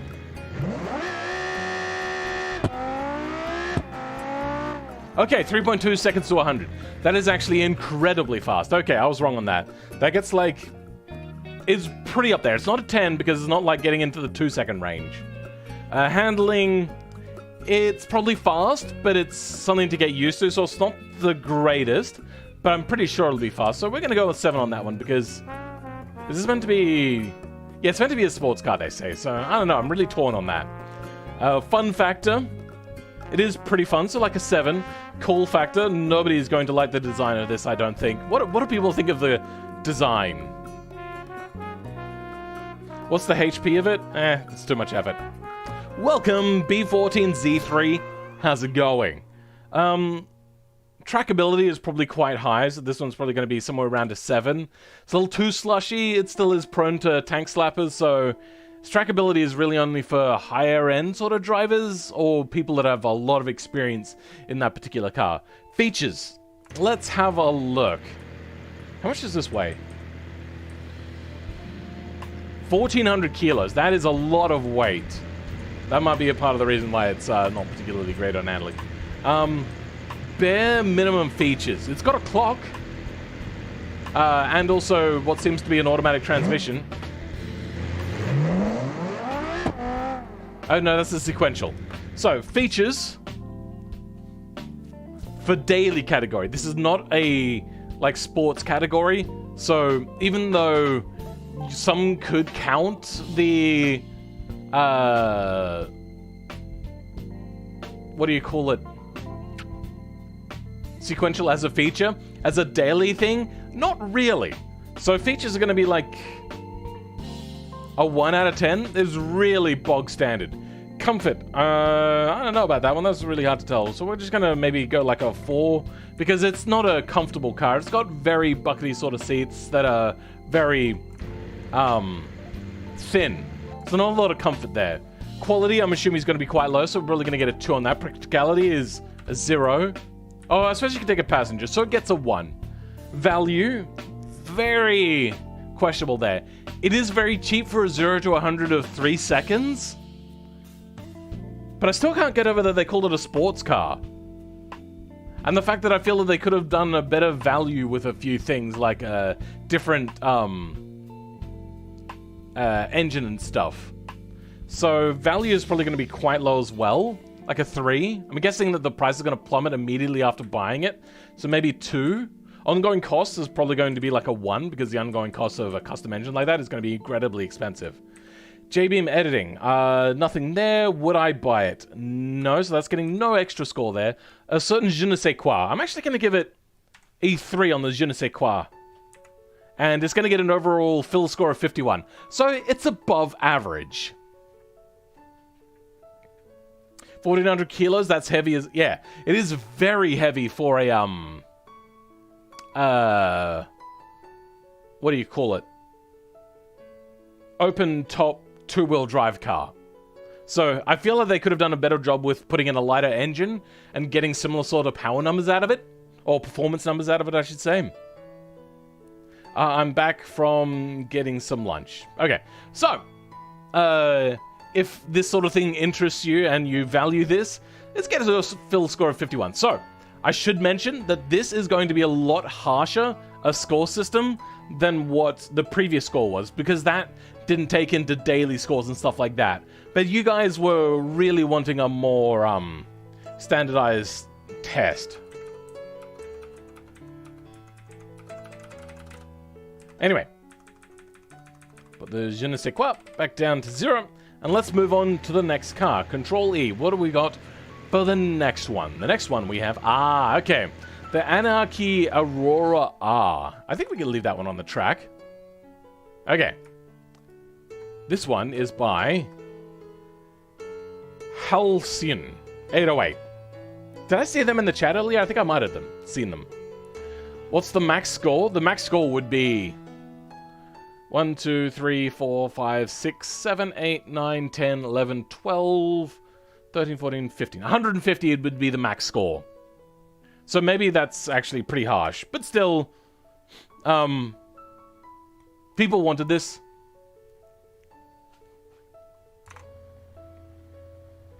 Are these going to be logged so we can see averages? You guys can log them. I'm actually going to add another one here.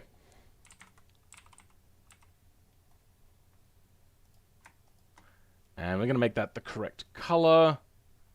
And we're going to merge those two. Format, merge cells, merge all. There we go. Okay. There is also going to be a realism score. And the realism on that one, quite low. Probably would have added like a point or two maybe. Spider just crawled across my desk. I'm terrified. Oh dear, I hate that. Ah, you are in the chat. Welcome. So, we have your absolutely devilish looking car. It looks like the sort of thing that Christian parents in the 90s would have been like, no, Satan's car, Satan, no! Sort of thing. I don't know, whatever. Yeah, that's right, the big center console where you can't get hanky-panky on with your passenger. Yeah, let's have a quick look. Yes, it does have custom sound by the sounds of it. And all working gauges. I can see here that you've tried to cover up these things. Could have done a bit of a better job there, but okay, I see what you're trying to go with. I'm gonna drive this from normal cam though, because I'm using a controller. Let's go do a 0 to 100. So I'm gonna back up a bit. Oh, that's transmission one. For a second there, I thought that was a supercharger. Welcome,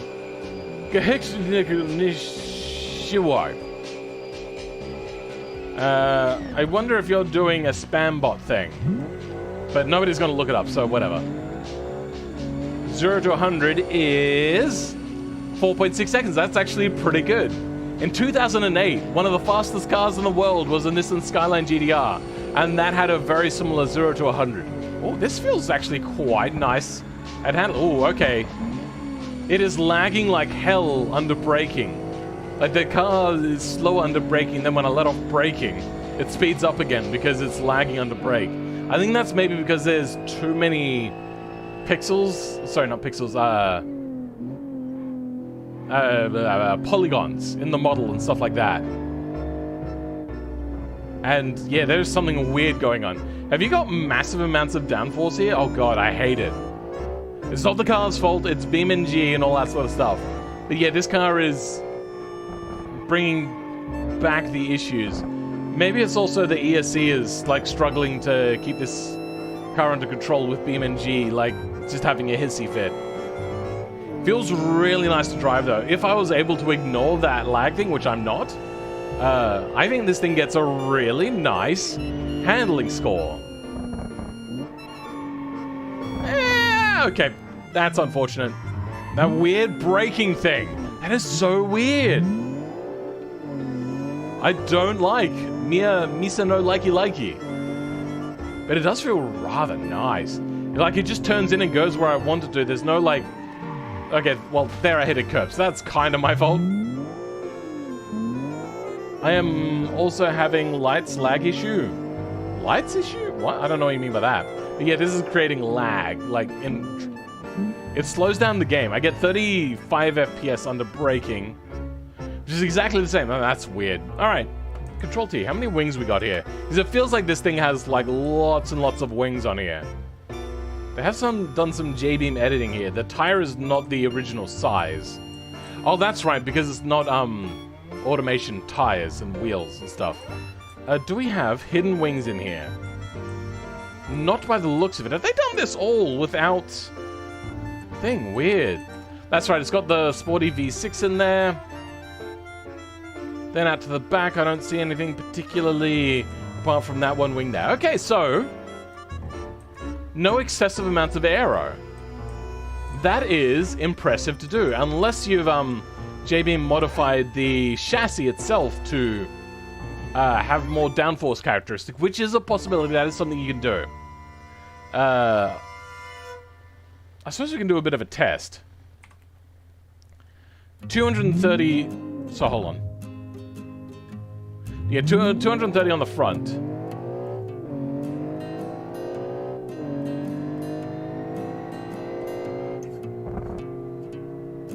Yeah, we're about 250 on the front by about 150 kilometers now. So they have done some finagling to sneak in some downforce there. I'm not entirely sure what they've done, but that is a lot of downforce. So I don't appreciate being tricked, honestly, but still not bad. Let's go ahead and remove this performance UI app because we're not going to have that up the entire time. Oh, god damn it! I hate this new UI system. You know what, actually, I will leave it up. I'm just gonna put it up here for now. BeamNG devs, honestly. I hate BeamNG traction control. This is a custom traction control. This is not basic traction control. Nope, not at all. I did reduce its weight though. BeamNG added 400 pounds to the car and I removed 200. Oh, weird, okay. Instability control, my bad. Yeah, I don't mind ESC control. I think it's absolutely fine if it works right, but automation does not give default good stability control stuff. This has a lot of downforce for you saying that you've not added any downforce. Like, a lot of downforce. Anyway, let's go with styling. It's pretty good, though I am still a little bit unsold on the front with how square everything is. I do like it, but everything's a little too square. The rear looks much better. You've done a much better job there. Interior has a lot of detail. I do love that you've got this whole side thing going on. That is quite nice. But the front is where, like, the money shots come from. So that is going to be the thing which people look at. So I'm going to give it, like, an 8 out of 10. It's very good, but something about it just seems a little too blocky for my personal taste. This is sad to say, but I have to say it. I'm going to school right now, so on behalf of my absence, can you please take the bus off the cliff of Utah and the 8-wheel truck to mudding, please? And that's probably what I would do with a 6-wheeler. 8-wheeler. Sorry. Yeah. the bus off a cliff? I mean, I can try to remember. Acceleration, fairly decent. So 7 out of 10 for a sports car. Like, we're judging it a little bit here upon its price as well. So a bit of the comparison there. Handling, actually very nice. That's going to get like a 9 for its price to handling ratio. It's pretty good. What is the price of this car, by the way? $32,000. That is really nice handling. I'm really going to enjoy that. Fun factor, quite high. 8, except you can't, like, diddle your passenger. So that's unfortunate. Easily, at least. Cool factor. A lot of people are really going to like this, but it's no Lamborghini. So it's going to get, like, a 7 out of 10. Though a lot of, like, car enthusiasts will like it. Trackability, quite high. We're going to give that a 9 out of 10. Though I don't know about its longevity. What sort of engine does it have? It's naturally aspirated. It's a narrow V6. Oh, something has happened with the materials. That's weird. Yeah. Well, yeah, we'll go with that. What about features for daily driving, not for other sort of thing? We got sat-nav, we got AC, we've got all different sort of traction controls, digital digital dash, all that sort of stuff. So, pretty decent features. I want to go like 7 or 8. I think I'm going to go 7 because now like iPad touchscreens are becoming... I suppose that may be actually an iPad touchscreen. I don't know. It doesn't have back seats. I don't know. Comfort, I'm assuming, is going to be quite low, especially on these very thin bucket seats. So comfort's going to be quite low. It's probably going to be somewhere around like a 4 or 5. I'm going to say probably a 4. Quality for an engine like this, it's probably going to sell in decent numbers like the FT86 and Subaru BRZ. So they're going to get a pretty good score there. Quality is probably going to be like a 7 out of 10. It is still a V engine, so like the service cost is going to be a little bit higher on that sort of stuff. Wait, what does je ne sais quoi mean? I don't know. Don't you think that je ne sais quoi has just a certain je ne sais quoi about it? It's French for an I don't know what. Practicality, quite low. I mean, it may have a big boot, but it's got no rear seats. So your practicality is going to be cut in half, but at least it's not nothing. You do have boot space. It is front engine. Practicality probably somewhere around a 4. So you have lots of boot space. But if you ever have more than one friend, which when you're younger, you generally do, it's going to suck really bad because you're going to have to be like, does somebody else have a license in a car? Like, that's questions these days you really do have to ask. Value. For a sports car, it's pretty good value, and the ongoing, like, maintaining its price is probably going to stay pretty high. So it's probably going to be somewhere, especially in nowadays economy, with post-COVID, with sports cars just maintaining their price like never before. Probably going to be somewhere around an 8. Pretty good value. Ongoing costs. I'm going to put that like right in the middle, because it's not turbocharged, so it's not like an overly complicated engine. But it's also not going to be like... You know what, actually? I'm going to give it a 7. It's probably going to be pretty good on ongoing costs. J-beam editing, like... Unfortunately, you've done the same thing over and over again, so I'm starting to get a little bit numb to it. So it's almost becoming the norm for this particular setup. Maybe like an 8. There's still a lot of editing going on there. Would I buy it? If I had the money, I would like it to be a little bit cheaper, even if it has a cheaper engine in it. I'd be fine with a 7-second 0 to 100 if it was cheaper. 4 seconds makes the car worth more, but I don't want to pay more. But then again, I'm cheap and stingy. But this is a personally, would I buy it?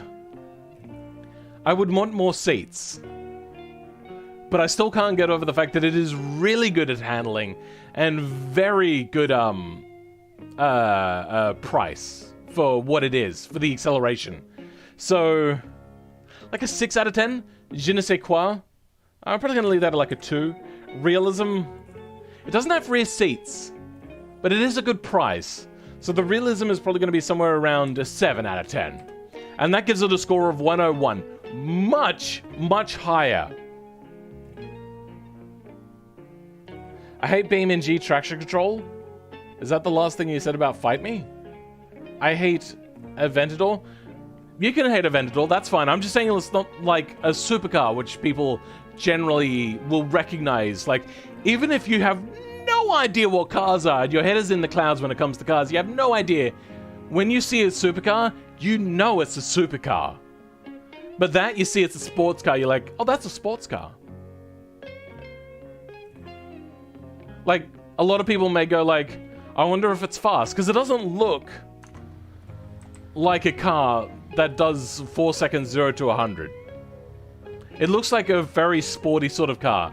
It looks like it probably comes with a 4-cylinder, honestly. But that's because it has like the MX-5 sort of body, I suppose.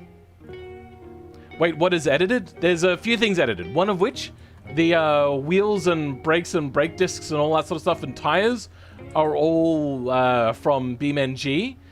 Then over here on the interior, you've got working sat-nav, and then here you've got a digital gauge and working gauge cluster. I did that wrong.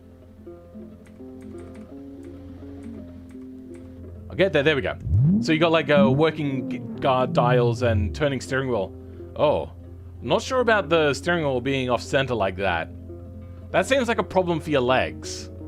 Anyway, you get the idea. That's what is custom here. One of these will be outside. There we go. Thank you. The engine is decent and paint, but I just hate everything about it. Which car exactly are we talking about?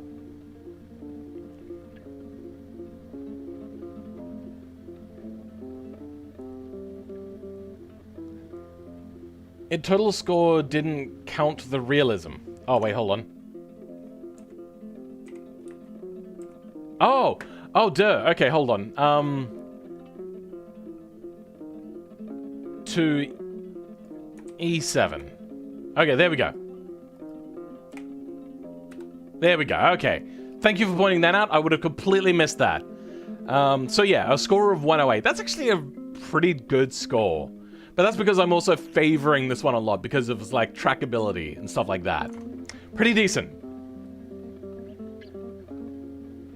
Looks like it would have the performance of an Evo or something.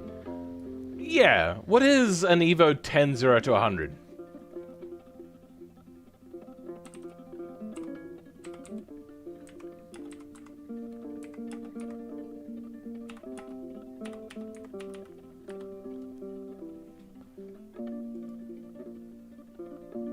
That's not right. Oh, okay. 5.4 seconds, 0 to 100. So this is better than the Evo 10, which is 41,000. That's a very expensive car. Yeah, Evos have never been cheap. So it's pretty decent value for money, which is why I give it a fairly high score there. Also, the spoiler is custom. Spoiler? This? Okay. Yeah, I can kind of see that. Okay, yeah, I see that. Weird, but okay. I'm pretty much like this. I'm just... Something about it's just a little too squared off. And I think it's because you've used default fixtures for grills and vents. Well, like, default in the way that they just, like, cut in. There's no real, like, finessing them. When you enter the real... cool... it looks like it would have performance of an Evo's. Also, the spoiler is custom. Alright, guys, gotta check out for my hotel room. See you in a bit. Okay, catch you later, Crownless. Yeah, I think it has an automatic spoiler. Oh, is that what you mean?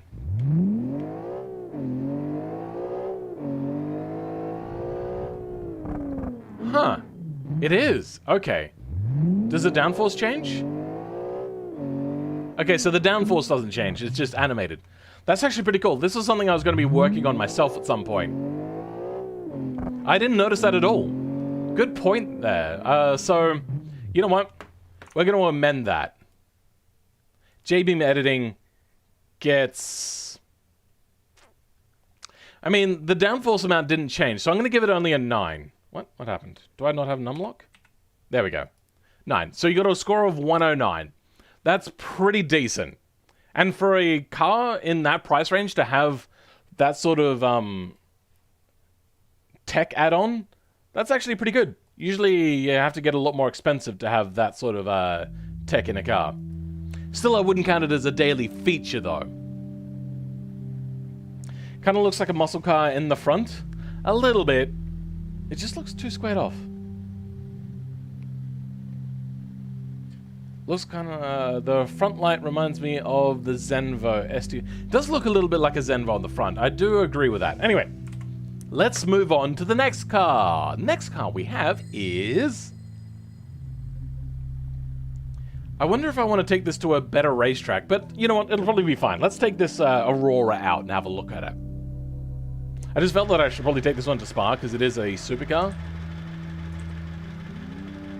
That is a very low idle for a very high RPM. Get the feeling they've done some editing to the engine here, because that's not realistic. Oh, it's also a DCT or an automatic.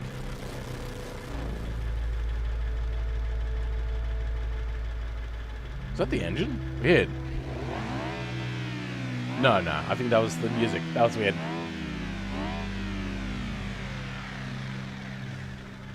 Yeah, I think they've dropped the RPM for some reason, and I don't know why. We do have working gauges. That's, pretty cool. Do we have a speedo? I think our camera's a little too high. Yep, the speedo works, and it is a purely, outie speedo dial, so it's not like clipping into the inside. That's pretty awesome. I'm gonna move to outside because it's easier to drive with controller. So, this car, they said, I believe... Okay, yep, the sand traps here are pretty brutal if you don't have a correct collision mesh. So let's have a look. Yep, collision mesh goes too low.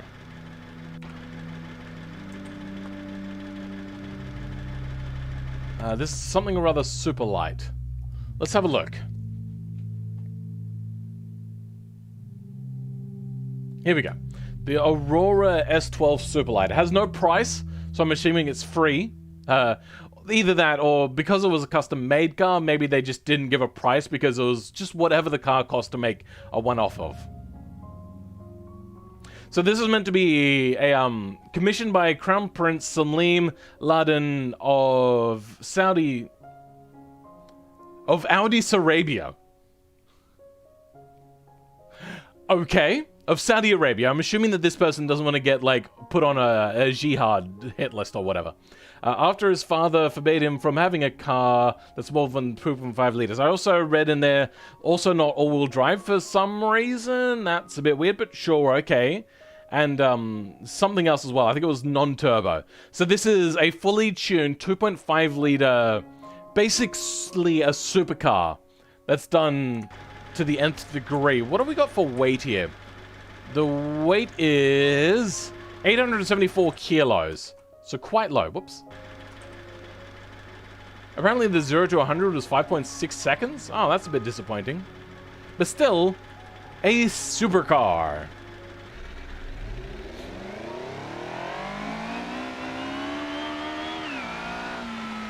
Okay, 4.8. And I get the feeling it'd be a little bit faster if I wasn't going on that. Now, apparently this has around 400 horsepower as well. Brakes are no good. This might be the old version of automation where they haven't balanced brakes, maybe. But these brakes are pretty trash right now. I'm gonna have to brake from much further back. They're still really bad brakes. I suppose that's the problem. I'm gonna have to turn traction control if that sucks. Okay, so a little bit better now. I believe that the family was very shamed by the fact that he failed to get a driver's license. So, like, lots of punishments are handed down, one of which was the limitations on his car buying habits. I forgot the brakes suck. Yeah, unfortunately, those brakes are a big issue, and we're bogged again. That's a rooster tail, by the way, with the dirt kicking up.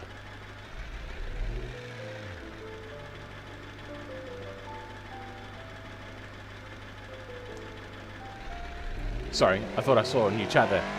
My brain was failing on me. Yeah, so lots of understeer too. I am going to mark this thing down a lot on handling. It is not slow, but it has a lot of understeer. A lot of understeer. And then snap oversteer, which is unfortunate. You'd only create understeer to fix snap oversteer, but yeah. So, let's go ahead and give this thing a score. I think it looks better in automation, honestly. Looks way better in automation. Let's pick a different color. Let's go with... Let's try red to start with. It's a little too dark. And that's orange. Let's go with yellow. Maybe yellow will help this. Yeah, I think it looks a little bit better in yellow. Let's go in the middle there. Nice. Roughness, I don't know. Does it look good in matte? No, it doesn't. Metallic. No. Clear coat, roughness. Throw that metallic down a lot. Okay. This color looks much better. In my opinion, at least. Let's go ahead and give it the score. So, styling. An 8 out of 10. Yeah, sure. Acceleration... For the price, it's probably going to be, like, considerably lower. Handling, pretty low. Fun factor, about a 5. Cool factor, it is a one-off, so it is going to be quite cool. But also, a lot of people aren't going to know what it is. So, I don't know. Does that make it cooler or not? It's hard to tell. I suppose people in the know are going to know what it is, so you're going to get them being like, oh, 46 Prime! Trackability. 5? Wait, hold on. Is this the one with really small brakes? It is. So trackability gets like a 3. Because I'm assuming that they're not going to be very good brakes. Features. Let's have a look at the interior for features. Like a Koenigsegg and a Spiker mashup. It does look a little bit like a Spiker, yes. The interior is phenomenal. But this... Did it always not have a steering wheel? That's weird. Okay. Does that rotate? It does rotate, so that gives them extra J-beam points. And it seems to rotate correctly as well. I'm just not sure about, like, leg spacing and, like, pedal spacing and all that sort of stuff. I feel like that maybe the seats... Yeah. I know what they've tried to do here with this vent here, but they probably should have moved the seats further back. So then they could give you more leg room. And a dash doesn't generally end at the door area. Usually a dash will come into the door area. Let's have a quick look. Let's go with Mustang. Open door. Why are we seeing these sorts of things? Okay, so yeah. This is a mild example. A lot of cars will be a lot more than this, but you can see actually the dash comes into where the door is. So don't be afraid to do that. That is just normal. A lot of cars will come even further. Let's go with a Bugatti with an open door.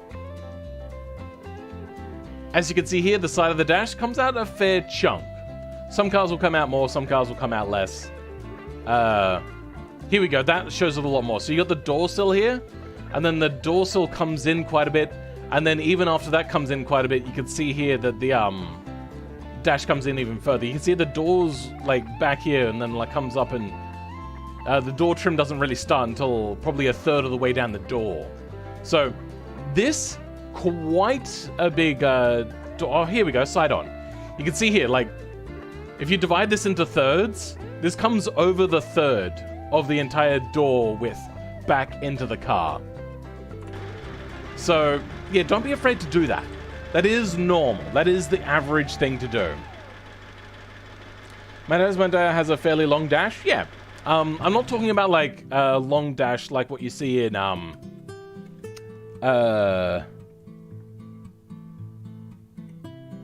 Toyota... Was it a...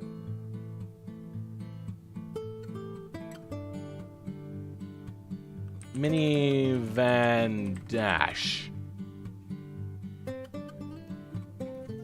It's not like, their old dash. I don't know what a Sienna is. That's weird. But like the dash where like the dash goes for really, really too far. That's not what I'm talking about. What I'm talking about specifically is about the dash coming into the door area. Anyway, let's go ahead and keep giving this a score. So features. I didn't actually have a look at features. We have lots of dials. We have good air conditioning. No screen. What year was this car?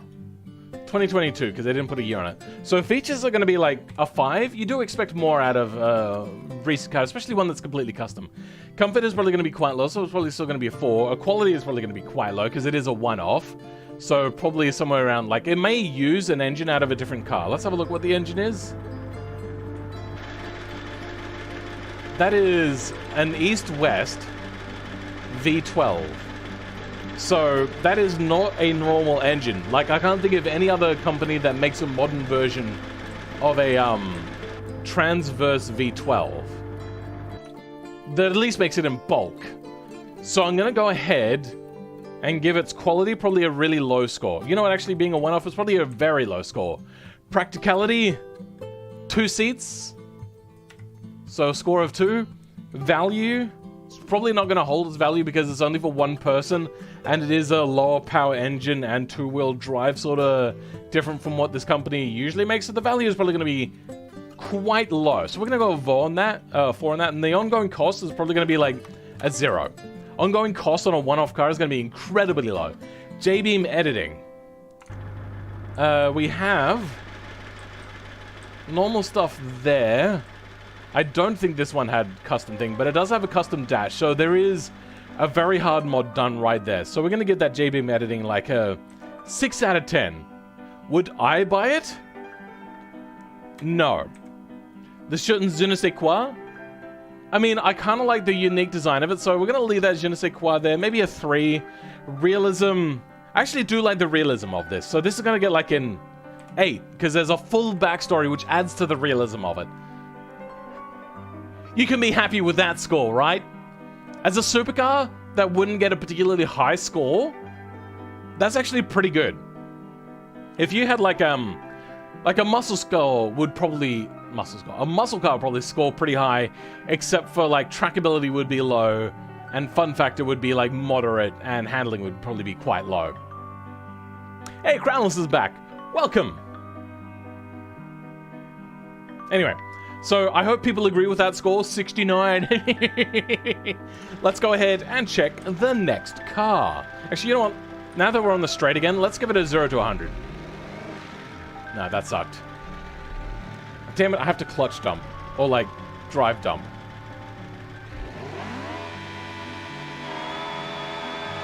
Good, we're getting a reading off this. Damn it, I can't lift off the throttle. That sucks. Wait, what? It didn't read it that time.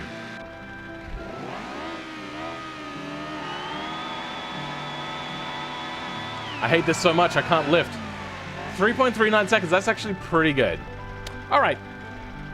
What's the top speed? Don't know, don't care. Let's move on to the next car. Top speed would be way too cumbersome to test out. The Ute. So let's take this out to, like, Utah somewhere.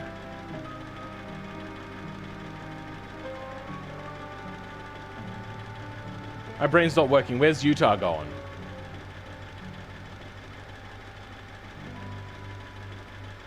Oh, Utah. Okay.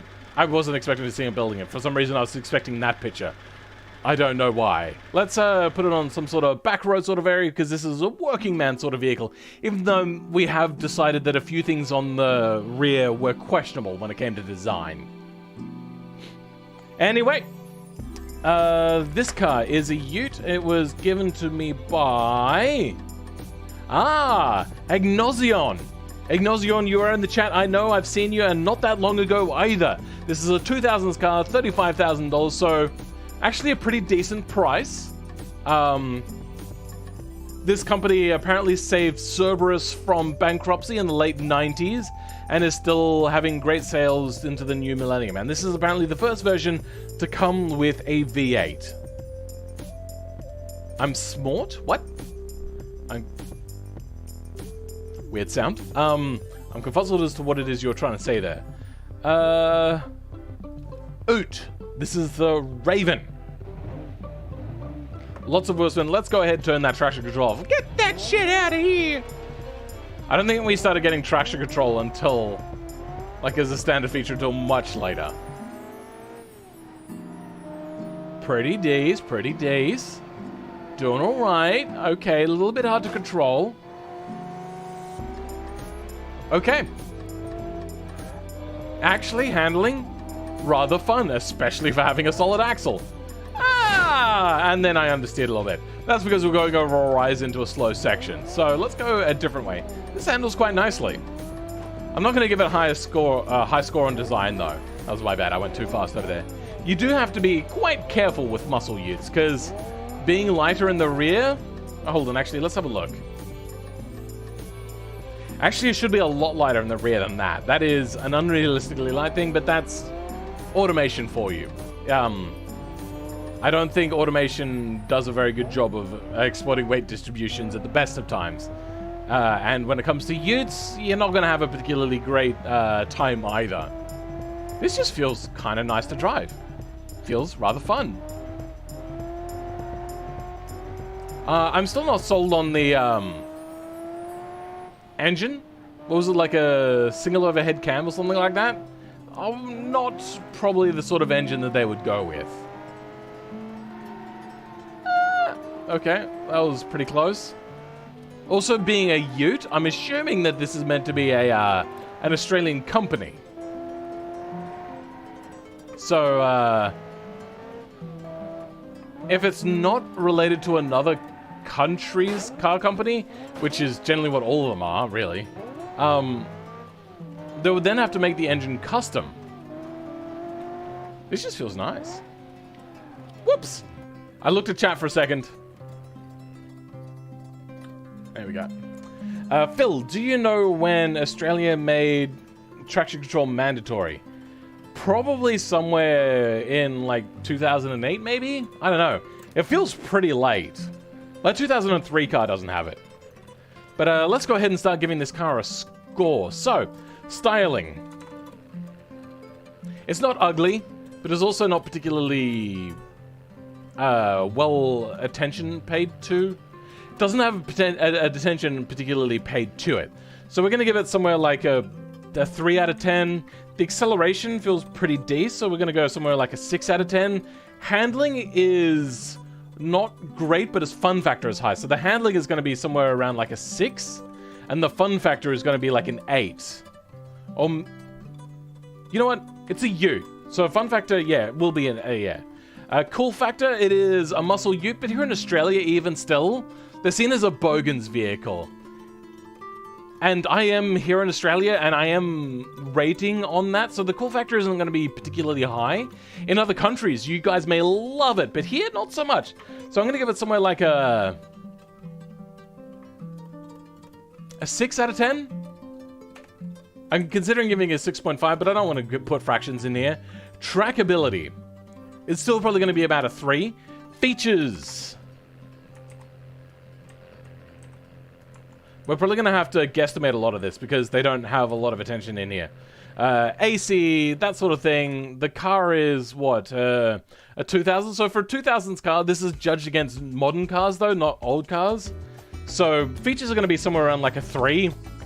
Comfort, utes are never particularly comfortable, though it is a coil spring, not a leaf spring. So its comfort is going to be somewhere around like a... What seats do we have? They're fairly comfy seats, so somewhere around like maybe a 7. Quality is probably going to be fairly high. Hold on, what do we got here? It was a single overhead cam, right? But...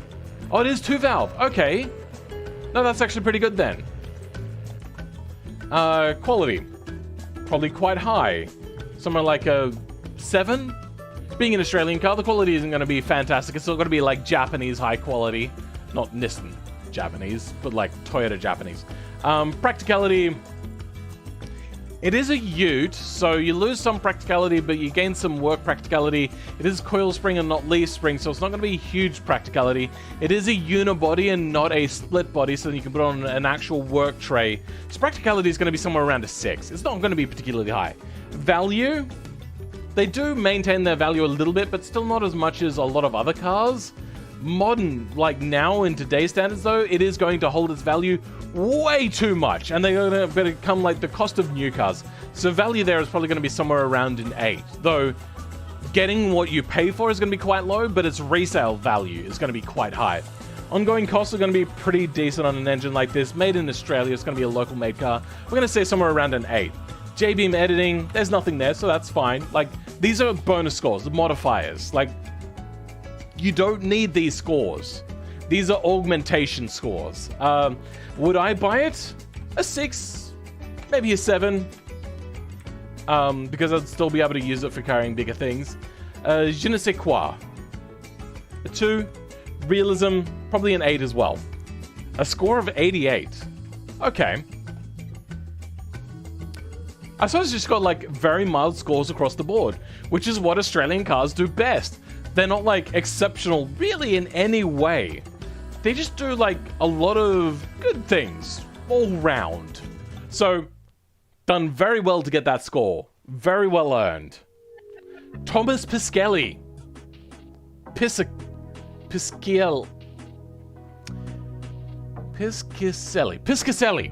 God damn, I'm just gonna call you Thomas. Whatever, I hate that. Don't text and drive? Yeah, sure, my bad. I like it. Could have spent more time on the design though. Let's go ahead and check out the next car, which is, the Deliant Cross Share 2.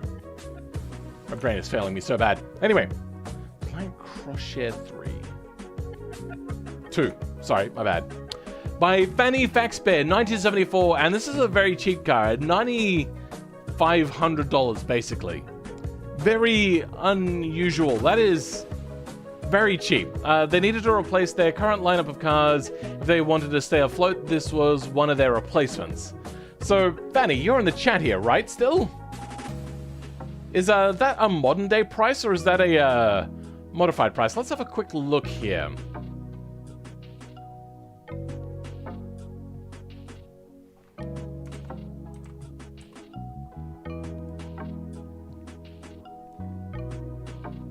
Okay, so that is automation cost. That is very cheap. Interesting. Which is confusing as to why they would make it so cheap if it's meant to be a luxury car. That is very cheap. I have a feeling that high-performance sedan station wagons are going to do best in the scoring system. Yep, but people didn't like my just like willy-nilly kind of giving my feeling on it and didn't like the inconsistencies. So if you want to game the score, that's up to you. Whether I like a car and it gets a good score are two different things now. Because, yeah. So, let's have a look on the inside of the car. What have we got for front brakes? Drum brakes. So, yeah, questionable choices. We have double wishbone on a ladder chassis. Very cheap engine. If they were going actually super cheap, they probably would have had a log exhaust, honestly. So, I'm not giving it like a huge realism score, but it'll probably be quite high. Solid axle leaf drum brakes, fairly decent. I'm just not sure about front drum brakes. Also, two-door? I feel if they were trying to stay afloat, they probably would have gone with a four-door version to get like the extra practicality score. Deliant? This is meant to be a cheap family oil crisis muscle car. Interesting, a 4-cylinder muscle car. That's weird. And if it's meant to be a family car, I suppose it's fuel efficiency sort of thing, so maybe they wanted to keep the body smaller with a 2-door instead of a 4-door, but probably still could have gone a 4-door if you're going for a family car, specifically. Deliant, the maker of this car, was nearly bankrupt at the time. Pretty decent. Decent weight? Oh, actually, it is pretty light. Let's have a look at the... Yeah, 1,100 kilos. That's actually quite light. Nice. This is an American... Oh, this is American, by the way. Okay, interesting. I'll probably make a car that you like to drive. Scoring good is a bonus. Yep. That's entirely reasonable. I personally like two-door sports cars more, but they will score less because they're less practical. So, it's up to you. Oh, that gearing is way too long. Yeah, way too long. This thing probably should have had its top gear max out at like 40 kilometers an hour. Oh, lots of understeer. Is that crossplies? Yeah, that's probably crossplies. Okay. Probably too much understeer compared to oversteer, though. But then again, that is realistic. Crossplies had lots of oversteer, so they would fix that by giving a lot of these cars lots of understeer. So that's why a lot of older muscle cars and sort of stuff will have copious amounts of understeer. It's because they're trying to deal with just the technology of the day. I mean, not even just muscle cars, but a lot of other ones as well. I like the Mustang King Cobra 78, just less flashy. Okay. Not entirely understanding what it is you're trying to say there. Yep, good. We've got to back it onto the wheels that can keep driving, but let's maybe refresh it. Yeah, now that gearing, way too long, Fanny. Way, way too long. We're going 70 kilometers an hour in first gear in a small 4-cylinder car from back in the day. They would probably do 40 kilometers an hour in first gear. Honestly, in my opinion...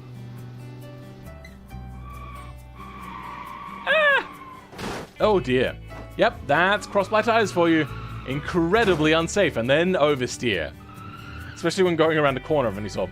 I'll make a Falcon GTHO competitor a 2-door then. That's up to you. Going downhill, cross-plies, in a car that doesn't handle particularly amazingly. Oh, yikes. Ah! That got sketchy as frick, bro. That got super sketchy. Also, if it's a family car, why is it not a 5-seater? Why is it a 4-seater?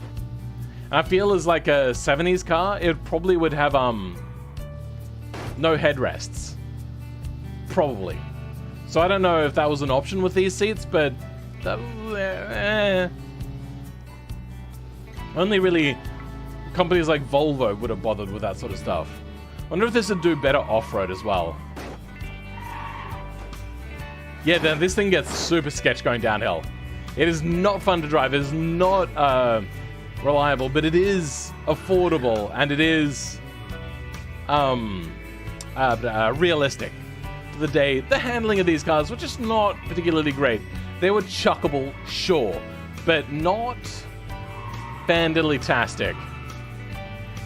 Yeah, you know what? Actually, that is a little bit fun to drive if you're kind of going at a moderate speed, but then it becomes like super dangerous.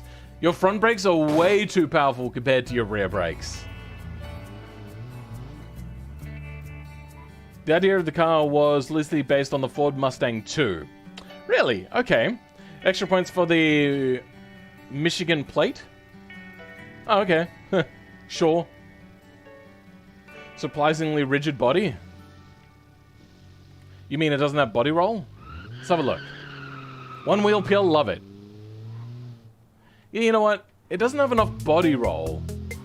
I feel like this thing probably should have had more body roll. So let's go ahead and give this thing a score. First with the design. I like the front. That's where most of the money shots are going to happen. The back end, not so much. And also the design of the interior is a little bit jank. And you've cut off the legs. So it's going to hurt you a little bit on your score. Let's go ahead. Styling. Like a 6 out of 10. It's close, but no cigar. Oh, maybe a 7. Acceleration, like a 4 out of 10. You know what? 3 out of 10. That first gear sucks. Handling, like a 2 out of 10. It's really bad. Fun factor, though, is still going to be somewhere around a 6. Because it's a cheap car that you could chuck around. You're not going to be too concerned about it. And also, it's probably not one of, like, the popular ones as well. Because it's a little too sedate in its styling. And didn't come with a big engine. So it's not going to be like the poster thing. As for the cool factor, it's probably going to be quite low because it's an Econo 3-cylinder. Trackability, it's going to be like a 1 out of 10. It's going to be quite low. 0. It's got drum brakes all around. Features compared to a modern day car. This is going to suck because now it's going to hurt old school car things. Whoops. It does have all the features of the day. It does at least have a radio and thing, but no connectivity. I don't like giving scores like this, but we are judging it amongst modern day things. So it's going to stay around a 3. Comfort is probably going to be like a 6, because it's not comfortable by today's standards. quality, it's probably going to be quite worn out by this day and age. It is carbureted, so it's going to be somewhere around a 5. Practicality, it is a 4-seater, not a 5-seater, and it is 2-door, not a 4-door. How big is the boot looking? Fairly small boot, so practicality will be somewhere around a 6 still. Value on this sort of car is probably going to be in the middle. Like, they're not going to go down in price anymore.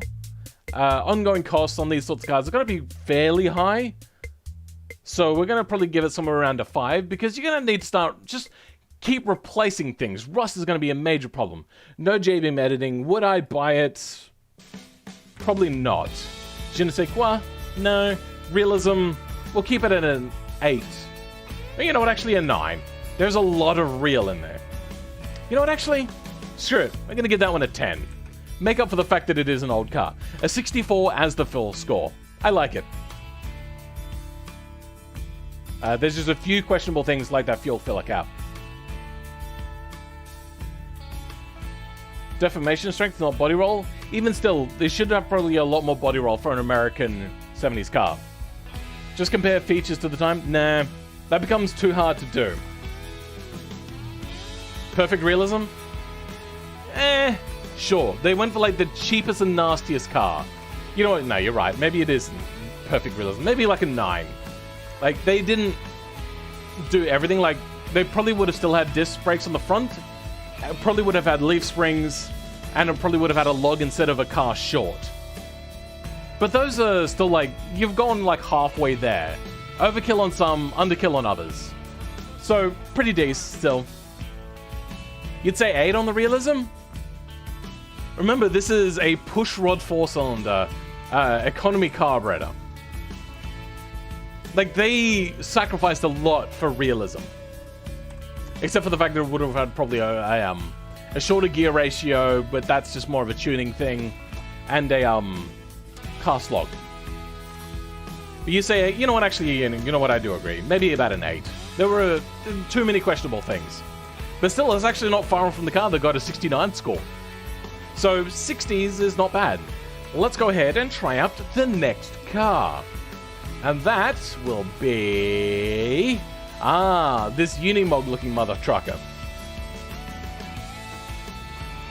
Think that's normal single carb, not eco. Oh, sure, whatever. You get the idea. It's not a performance carburetor, is what I meant. Let's zoom out a little bit.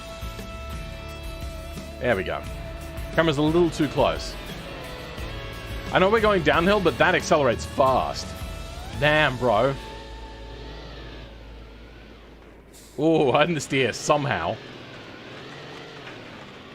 What is its, like, vertical capacity here? Okay, I think we're going to have to turn on all the diff locks for this to work. And maybe try low diff. How vertical can we get this? That's actually quite a good job of climbing it just did. Ah! Let's go over this way and try to get in between the two. There we go. That's actually a lot of effort to get to where it is. So that's actually pretty decent. We'll give it that one. It's got a reversing beeper. Nice! Differentials? That's a lot of differentials, yes. The price on that is going to be pretty high. Oh yeah, we're getting a lot of understeer now. Also, it's automatic, which is quite realistic for these sort of things. They'll have automatics, so then they can get the torque converter up at stalling range, and then have the power band at 0 RPM. 0 kilometers an hour, sorry. Oh, okay. Let's get it onto highway cruising speed. I do like this. This is pretty cool. I wonder. No gauges. There's no JBeam editing in the interior.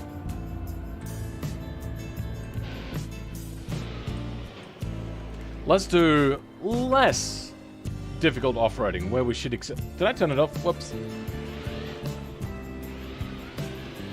Yep, goes up there like some sort of moon buggy sort of thing from a sci-fi movie.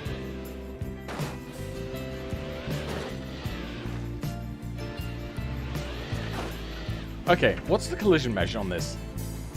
Oh, okay. Yeah, fair enough. So even though you may want solid axles for like reliability and that sort of stuff, if you're creating a vehicle that needs to go anywhere, you're probably going to want to have independent rear suspension so you can have a higher center sort of area. Even in real life. That's why the original, whatchamacallit, what was that big military vehicle for the longest time used in America? Frick, what's a Hummer? The original Hummer had independent suspension, so then they could have a higher center. Yeah, this thing does quite well. Now, apparently they wanted me to mud, but I don't think I have a mud map. I suppose let's have a look. We do have... That is very loud. Is that loud to you guys? Yeah, that music's loud to you guys as well, so let's turn that down a bit. It is very humid in this room. I might have to undo my bow tie in a second. You know, shit's getting real when I take the bow tie off. Derby Arena. No, I don't think that has much mud. Let's go Hirochi rock crawling course. I think there might be some mud here. Yeah, the exhaust fumes are quite high, but I'm assuming because it's meant to be a diesel. Grid map has mud? Oh, yeah, you're right. Grid map does have mud. Let's take it there, because we're pretty sure we know how it's going to go. It's going to high center with this differential, but it's also going to do quite well elsewhere. Let's do new grid map, V2, terrain types. No bow tie lured? Not the bow tie! Hottie Daddy Phil. We could go with relaxed Phil look. Hold on. You're gonna see that I got a bit of sunburn on my face right now, but let's go. Hey. How you doing? You like that? Oh. Oh yeah. How about this? When I get my finger in there, and then I do this. Do you like that? Oh yeah. How about top button? Oh. I hope you guys enjoyed that. Anyway, let's bring out the vehicle. That was the wrong thing to press. Phil, what's your OnlyFans? Let's go ahead and check out... Ah, yes, the 4-steer 20. Let's go ahead and start giving this thing a score as well. So, styling. I love this thing, but it's not really like a fancy styling, so we're going to leave it like an 8. Acceleration, we'll leave that somewhere around like a 4, because it is better than what it should be, but not like a Lamborghini or even a sports car. Handling, it's not great, but it is very good everywhere else, I'm assuming, because it feels a little bit floaty when it's on the road. Fun factor. It's an off-roading sort of vehicle, so the fun factor is very high.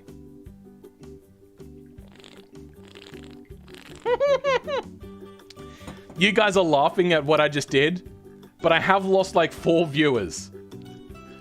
Big yikes. Anyway, cool factor. It's not really an everyday car, is it? This is Chrysler Ben. It's $125,000, 2020 car. Probably the craziest thing ever done in automation since... it's an 8x8 truck built with only 3D fixtures. I think what they meant there is the craziest thing they've ever done. Not the craziest thing ever done in automation. Because crazier things have been done. Well, not crazy things, but like similarly crazy things. Shift, page down, there we go. Totally worth it, yeah. Damn it. First, let's take it over some rocks. Glides over them like nothing. Super duper comfortable. Let's get it stuck in some sand. Nope, that's not sand. I wonder, does it float? It does have lots of big tires. Nope. No, it doesn't. So, it's not a wading vehicle, at least. That much we know now. There's some mud over here, right? Get it stuck in sand? Decent. Mud. like nothing. Sand, pretty decent. Let's go back around. I want posters on my wall of him in boxes biting his lip. You mean full like, whatchamacallit, damn it, what's his name? Jeff Goldblum.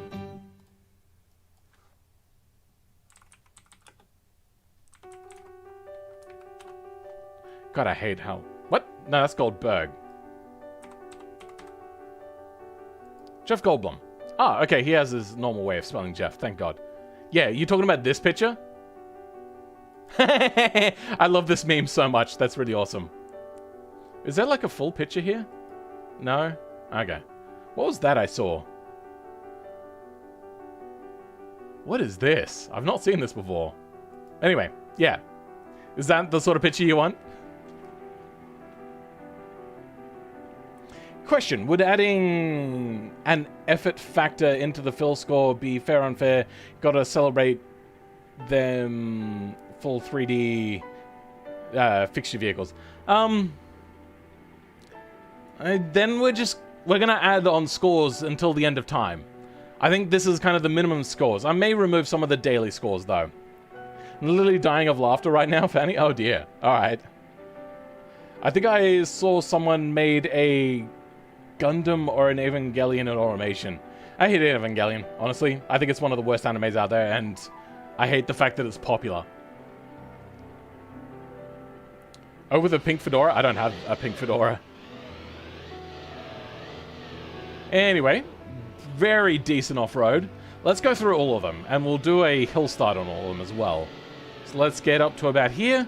Just no modifiers on any of their gears or anything. No diff locks. Yep, that's the power of automatics. You can just do whatever you want. I love the backup beeper. Though, nowadays they don't beep, they do a backup sound. That actually cuts through a lot more like headphones than a lot of other things and isn't irritating and doesn't travel really far like beeping. I wish the local factory area where I live would use the instead of the beeping sound. So, in mud, doing pretty well. Let's do the hill start. Automatic, easy does it. Anyway, let's try the hardest then. And then we'll do ice, and then we'll be done. How far can we get up here before and after diff locks?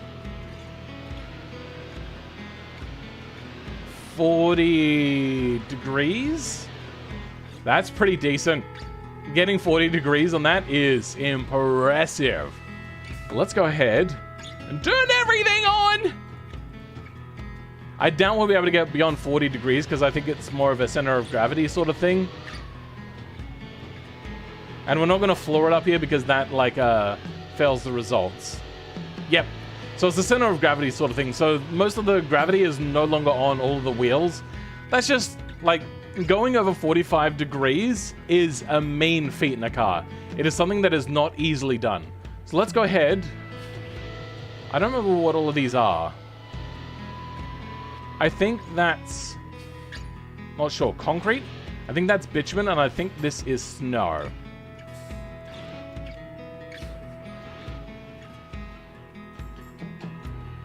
White noise? Yeah, white noise. That's the wording.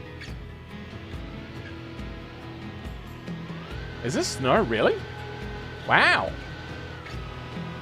Okay, well, it's, yeah, had a bit of inertia, apparently. But, yeah, pretty decent. Let's go really slow. And let's see what the actual loss of traction limit is. We can actually accelerate from stop if we're very careful on 20 degrees. Oh, oh, oh, oh, oh, no, no, no, no, no, no. And then once you lose traction, you've just lost traction. Okay. That's fun. Let's have a look. Is there another place to try this out? Off-roading section here. We don't want to get high-centered, so... let's try out mild rocks. Okay, lots of understeer now. Like, the turning circle is incredibly reduced now.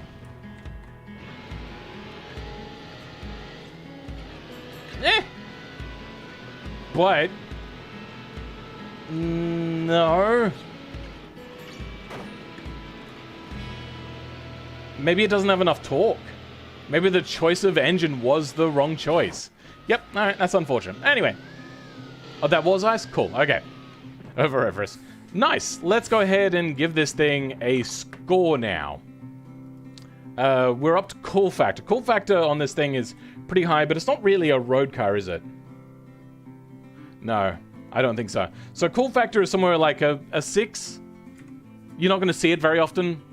You can't take it out, so it's not very cool. Like, I don't know. Maybe the cool factor is higher. Maybe a 7. Trackability, 0. Features. Yeah, it's pretty low on features. I didn't see much on the interior. Comfort is going to be fairly decent, but still, it's going to be very bumpy with its sort of like wallowy suspension to deal with off-roading. So 4 on that. Quality, it's probably going to be quite high, even though it's going to be a limited production runs. Maybe an 8, actually. Practicality.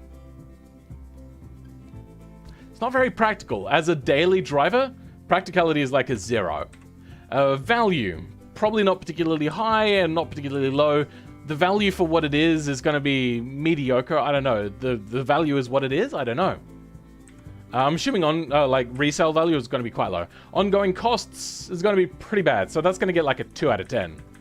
But then again, like ongoing costs are going to be fairly low because of the whole limited run of thing, but also it's going to be quite high because it's also military grade stuff. J-beam editing, they have done quite hard stuff here. So it's going to be quite high. It's going to be like an 8 out of 10. But not everything is done. Would I buy it? No. Je ne sais quoi? Sure, we'll give it like a 7 out of 10. Realism, like a 7. Yeah. Let's have a look at the interior again. Yeah, I don't know. You'd probably have some sort of headrest. Even though you are like trying to say that it is a cheap car. Is it trying to drive on its own?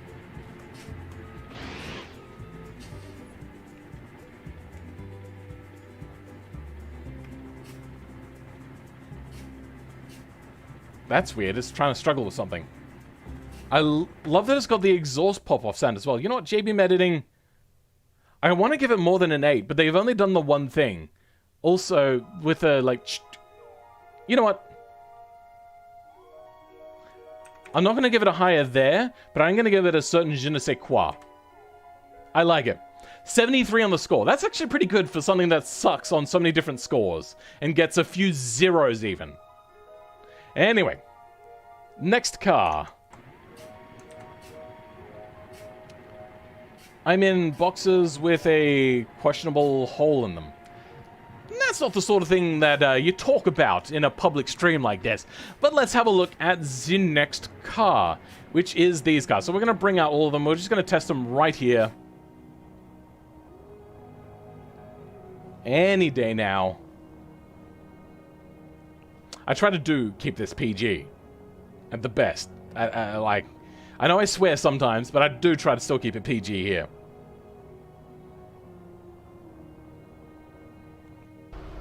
Oh, these cars are going to take forever to load, aren't they? Alright, let's bring them all out, though. I believe this is meant to be electric. Still quite light. Spawn new. Yeah, B14Z3 with the great name there is questioning what you've written as well. Let's go ahead. Sunburst Pico GL. Doubt? Oh dear. Come on, any day now. Oh, you're talking about this? Is that why you're, like, doubting me right now?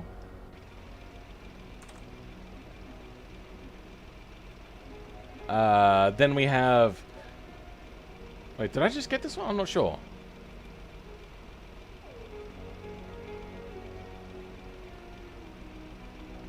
God, they take forever to load. Think I'm in sus? Yeah, I agree.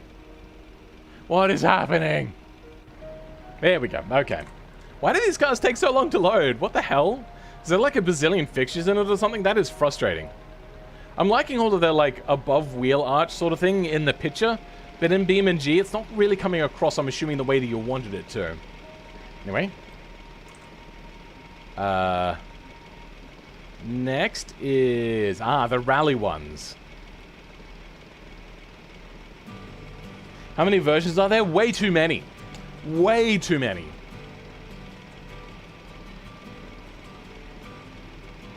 Anytime now.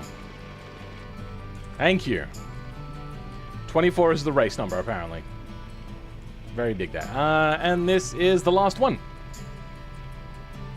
Yash, welcome, bro. How's it going? It's past midnight. RTN? Timothy. Go back to sleep, JK High. What? Anyway, I believe that is the last car. So, let's go from what we've got. Let's go from first to last. So, we have the little fun version here. We're not going to give this a fill score because they've given me too many and I don't know which one 2 scores. And there's going to be like large disparities between said scores. I will say though that the realism is a little bit low because the price was higher than what it should be. Gearing in first gear, way too long. This is turbocharged?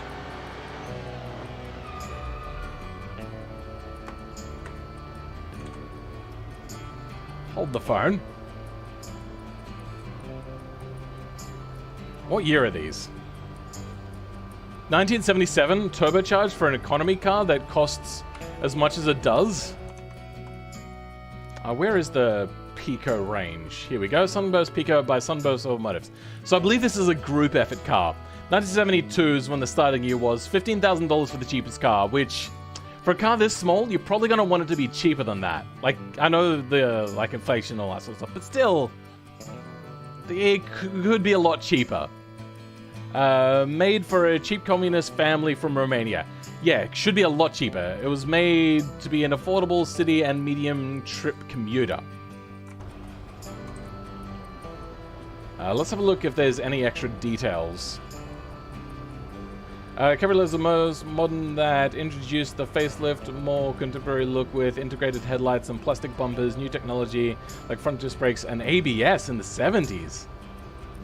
The open top was perfect for slow cruising down the local seaside Riviera. Okay, so it was a communist car, complete fail on the score there. I feel that they made a mistake. Is this one meant to be electric? It is. Way too much power, way too much speed. Big fail. I was hoping for it to be like the cheese wedge car that has like 5 horsepower. RTN right now? I don't think that's... I think it's just RN for right now. I think this is meant to be like the full Econo version. This one I like a little bit more. The gearing is shorter, but could be shorter again even still. I love the pilly little exhaust. That is so much fun that you've got that sticking out there. Yeah, that gearing should be a lot lower. Like, a lot lower. If we have less than a 20-second 0 to 100, I'm also going to call a fail on that.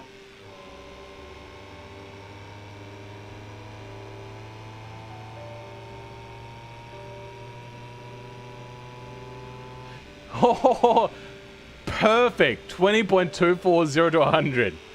Nicely done. Okay, this one, I would give it a lot better score. Why did it pull to one side under braking? Let's, get it up to speed again. What weird gearbox this thing has. ABS existed in the 70s? Yes. Wait, did it? I'm not sure. Anyway, I think it got sold into the 80s. Just finished school for the holiday. Let's see. Yeah, brakes are unbalanced and that's causing that to happen. I think this will be my favorite version. Just finished school for today. Welcome, Cac Evan. How's it going? Oh, my old Scrouse's muscle car is cheaper than this. Yeah, I know, right? But then again, your car is weird.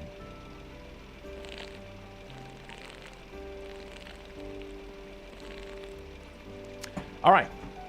Let's have a look at the closer details here. This is meant to be $15,000 of a car. Cast log, overhead cam, that's unrealistic for a communist car. Single carburetor, front wheel drive, McPherson strut. That means this is on a monocoque, right? Yeah, because you can't have it with ladder, right? And then semi-trailing arm. Also, I don't know. Would that be right for the age? I'm not sure.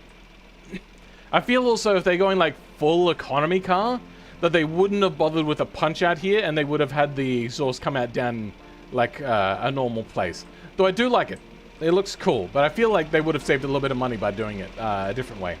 Also, being an economy 70s car, like being super cheap, front-wheel drive at the time was not the easiest to engineer, and they would have probably stayed with front-engine rear-wheel drive, like the Lada did for the longest time. Question. Did the stupid 6,000 horsepower made it? What? Is your car in this list? You can pause it right now, and you can find out yourself. The other thing you can do is you can always check for yourself. You can see how it's doing. You select top, and then this week. And then you'll see whether your car made it into the top 10. If it's the bottom of the top 10, it may not make it, because I may have to go into a lower scoring area to get a beginner car. Anyway, so I like it. Problems. Oh, it's got actual steering wheel moving. And a working speedometer. Nice. Wow, okay, so there is some JB editing in here. Well done, Jehan. I do like this a lot. I love the painted interior panels. That was a fairly common staple of the time. Full custom roof sort of thing. It's got 5 seats, all that sort of stuff. That camera was super jank. But yeah. Let's go on to the next one. I hate the camera. This is meant to be like a sports version, I'm assuming. Much more power. Feels a little bit more lively. Ah! My sofa is crumbling apart. Okay. Let's get a little bit of side drive action here. Ah! Ah! Ah! Stop rolling! What the hell? It's all good, bro. She all right? Camera is BeamNG driver camera, I think. Head looks around the seat. Yeah, I know. It's just the amount of cameras there are. Like 1, 2, 3, 4, 5, 6. So 1, 2, 3, 4, 5. 5 cameras. Yeah. Not a big fan. Let's have a look at the engine quickly and then we'll move on. And also what the drive is. Still front drive. Weird suspension choice. Oh dear. Okay. Oh, that dash is awesome. Weird. Okay. But apparently it doesn't go over 6,500 RPM. Well, that's pretty cool. I like that. Lots of attention to detail there. Still, I don't agree with this. If this is meant to be a sports version, I'm surprised. Mechanical fuel injection? Hold on. What's this one got? Mechanical fuel injection. Fail. Big fail. Fails all around. Let's go ahead and look at the next car. Okay, so we have probably what's some sort of icebox version of the car. I am intrigued.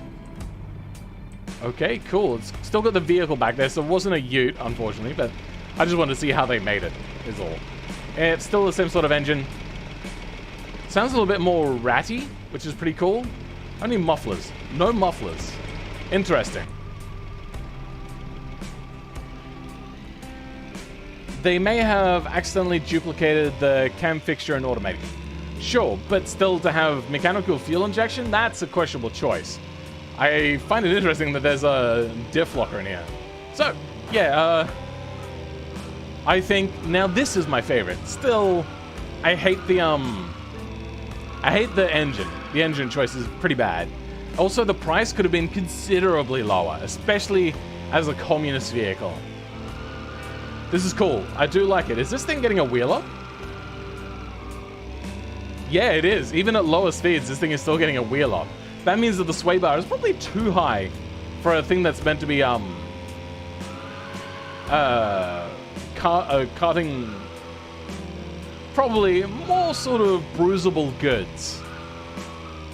I do like it. There is a lot of attention to detail here.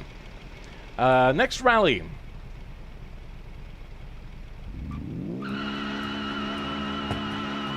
Ah, this is the turbo again.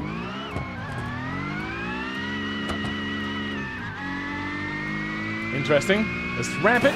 Ah! Nice.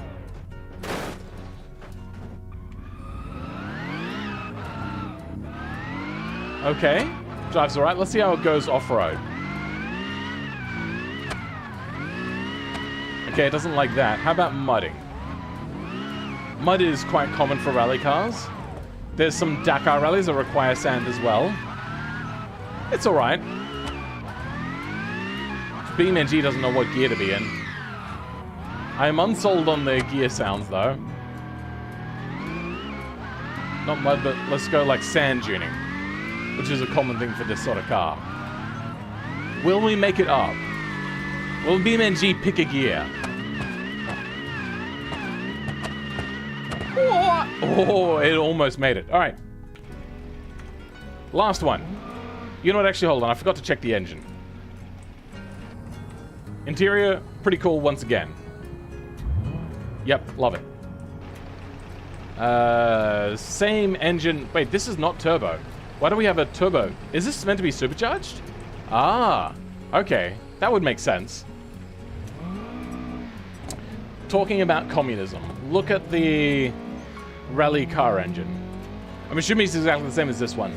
The engine sounds like a 99% supercharged, 1% internal combustion engine. It's also the transmission whine that they put in. That's not all just engine whine. Alright, lots of fun. I'm not going to give them a score because they gave too many cars in this submission. But let's have a look at the next car. Overall, I do like it. The realism is quite low, so that's going to hurt it. If I go back to my old willy-nilly sort of scoring, I would give it kind of like an 8 out of 10. The engine really irritates me that much. Even though this has like a really cool version here. Alright, we got the bus. So let's go to a bus route sort of map, like East Coast USA. There we go, East Coast USA. Let's start at the bus stop. Sorry, gas station. Why am I seeing this? Thanks, BeamNG devs. Good job. We got sofas, mattresses, fridges, and constant glitches, a clunkier UI than previous. But do we have good aero? No. Oh, the devs.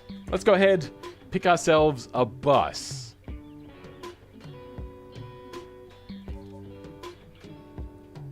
Your ears from that engine? It was a bit high-pitched, yes, I do agree. Bus first bus drag race? I get the feeling this is not going to be particularly fast. Yep, as I thought. Also automatic. This is also probably meant to be a cheaper sort of bus, considering the price of this bus is actually quite low. Let's go ahead, pause.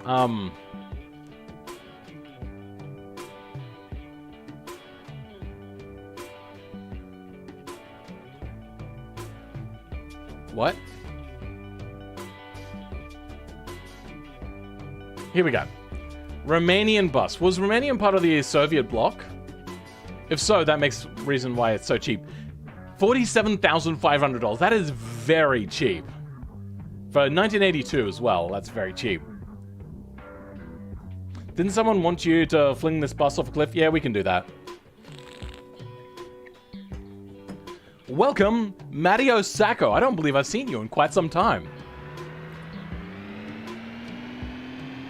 This is pretty awesome. I do like this. And it just feels like a bus. What's its cruising speed at like 60 kilometers an hour? Because that's like, a lot of cruising speeds. I feel the RPM is a little bit high.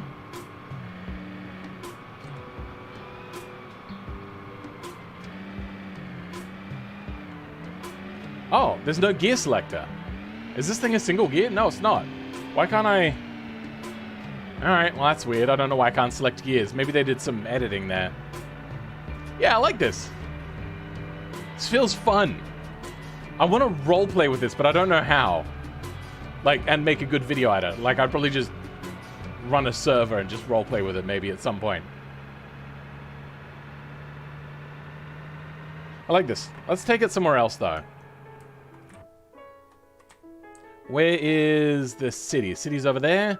I know there's one bus stop there and around here somewhere, so let's spawn her in. Whoops! Damn it. That was wrong. Damn it. Damn it.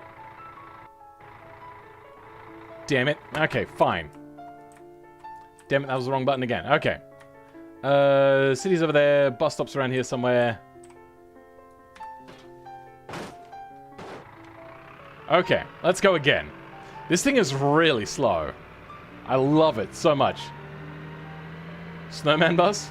Romania was part of the Soviet bloc until 1989. Oh, okay, it left early. Full-man furry roleplay. What? What is wrong with you? Here we go. Here's the bus stop.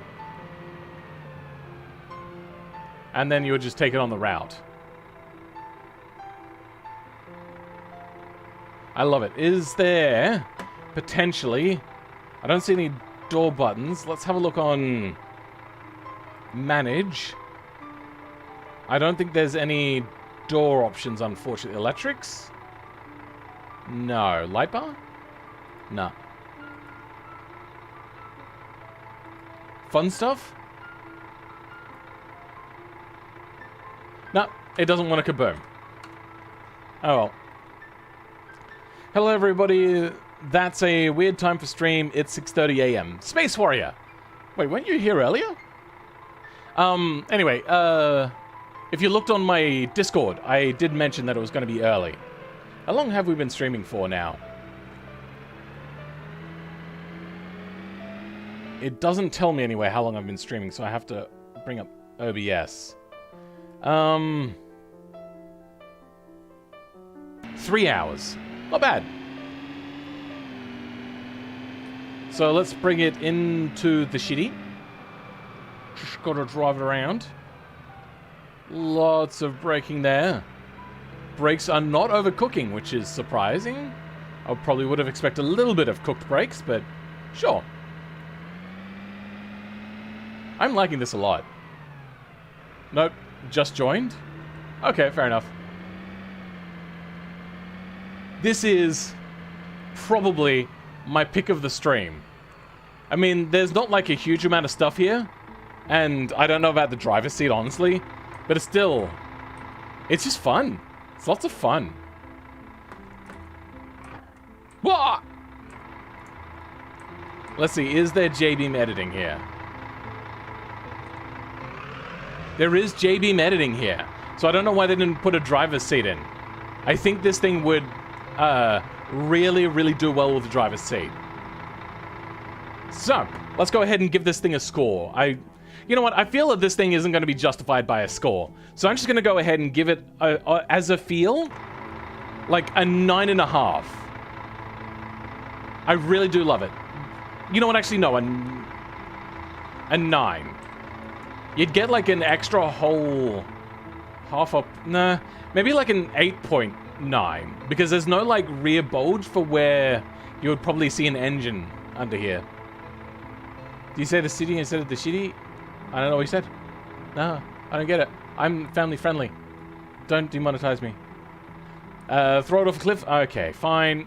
Is there a cliff on this map? There is. There is a cliff. It's going to be really hard to do, though. I think we're going to have to get a run up. So we're going to start over here. And we're facing the wrong way. What the hell? This tree's like heaps under the ground right now.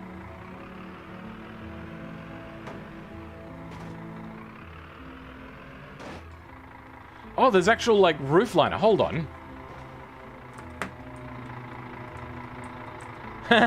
They're struggling to hold on. I get it. But you do have lights on the inside. That's unfortunate that they're shaking, though. That's really good. You got, like, the wooden roof sort of thing. You've got, like, wow. There is so much done here. I very much approve. I wonder if someone could make a bus that works in BeamNG routes. I get the feeling the BeamNG routes are just going to automatically select the bus for you. So, I mean, I could give it a try.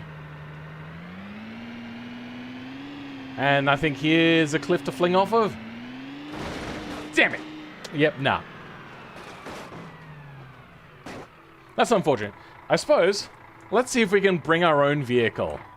I've never actually done the bus routes thing.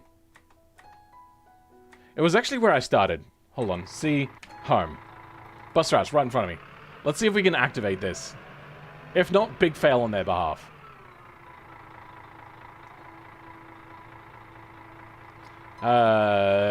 Strict stops, yes. Traffic enabled, yes. Okay. Let's give it a try.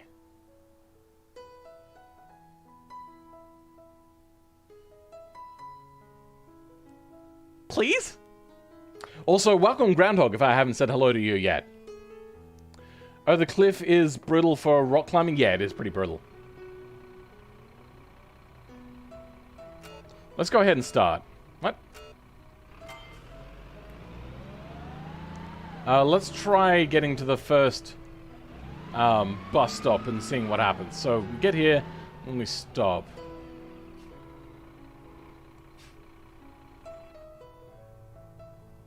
Kneel the bus? Oh. Oh. Oh. That's weird. Can we, now whilst doing this,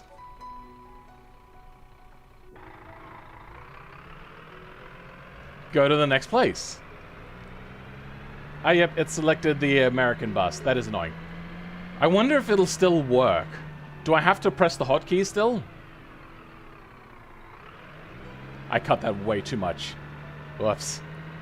Throwing it off that clip reminds me of the police car challenge. Yeah, it does a little bit, doesn't it? Is this the right side of the road? I think it is. I'm assuming the speed limit around here is probably 100.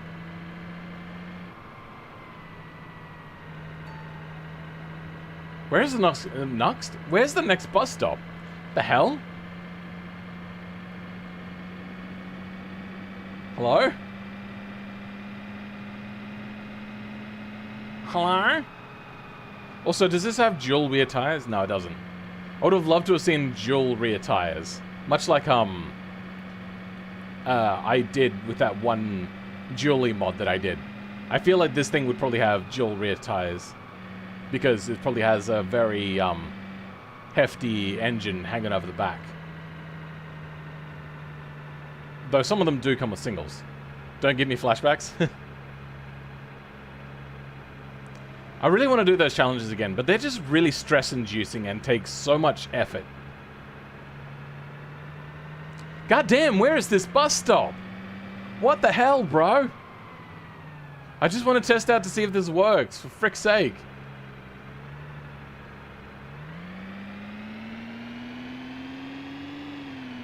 There we go. Oh my god, where is it? What's in the box? Come on! What the hell? Okay, that's it, we're speeding. Screw this. Nah. I'm not driving reasonably anymore. I just want to try it out, please. God damn. Are we getting close to it? No, we're not. Oh, there it is. Okay. Speeding has unfortunately caused a bunch of cars to spawn somehow, which is irritating. Passengers at stop 4. Okay. Stop the bus. Whoops. Okay, stop the bus. Okay, we're stopped.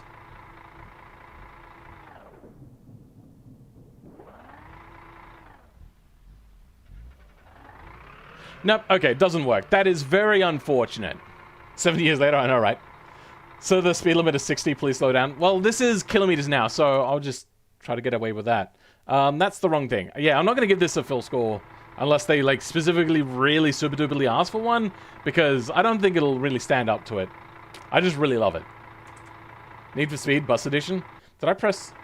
Yeah, I did. I pressed the wrong buttons, but that's fine. Brought up the menu anyway. Ah, the Spartan Sunburst ER10. Let's have a look.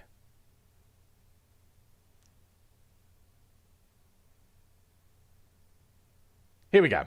Spartan Sunburst. My eyes fail me. Let's bring up some more musico.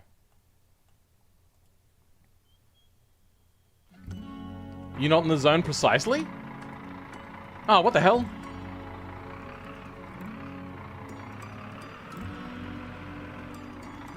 Nope, no, no, nope, nope, nope, nope, cars behind me. No good. Oh!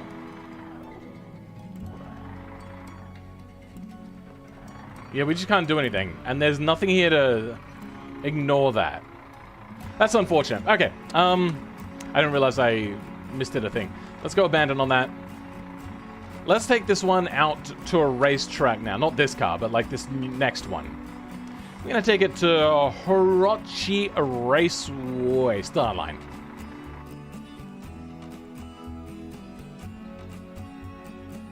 Could you imagine a Need for Speed with buses? That would just be the weirdest thing ever. Just Keanu Reeves everywhere. On street roads, the speed limit is usually 60 kilometers an hour. That was country roads. Country roads, if unlabeled, are usually 100. Here in Australia, at least. Let's have a look at our next car. There we go, the Spartan. It could work. I think that there's probably ways of making it work, yes. So this is a free car because it has no price tag, and that means that they're just giving it away for free. So the realism score is hurt. It's a 2022 car, designed by a Firebird, interior made by Umi, driving, tune, and J-Beam editing by Sunburst Automotive. Oliver did fixtures and final jiggle on body pieces. So, lots of work went into this. Yeah, you can see that they've tried to overcome the jiggliness of this unfortunate exporting system. Though they haven't done a 100% job, I get the feeling that they probably just got it to the point where it doesn't jiggle too much. What was that?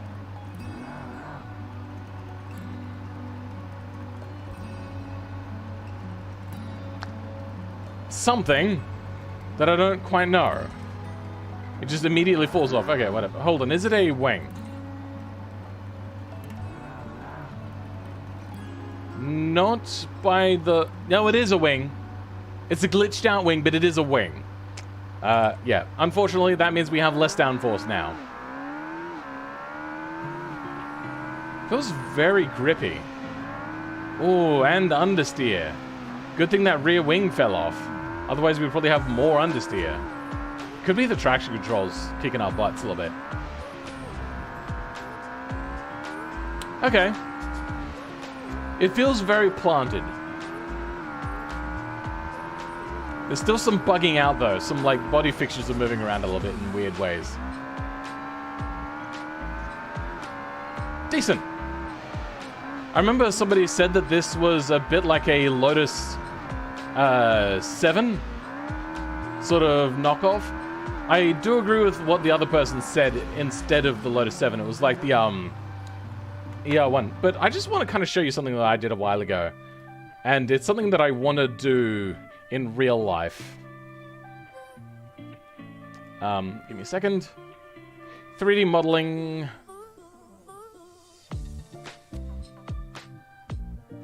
Seven body swap. Here we go. So, if you don't really know what's going on here, I took that new body I made, the W169, and I widened it out, and I made it fit onto a body of a Lotus 7 or a Caterham 7 sort of thing. So this is something I would actually really like to do one day. I know there's a lot of work involved with it, but still, that would be a lot of fun. I don't know why I felt like just sharing that with you guys, but that's just something I felt like doing. Comfort is... yeah, I know. Let's go ahead and turn that off completely now. See if that makes it any different. Still feels fairly planted. It's not bonkers, but we are getting glitching on the wing.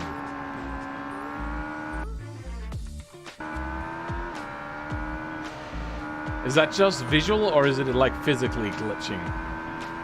I think it's just visually glitching.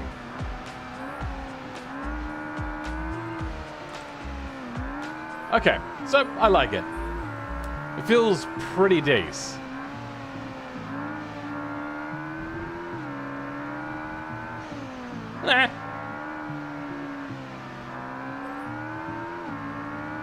Yeah, it just has really, really safe steering.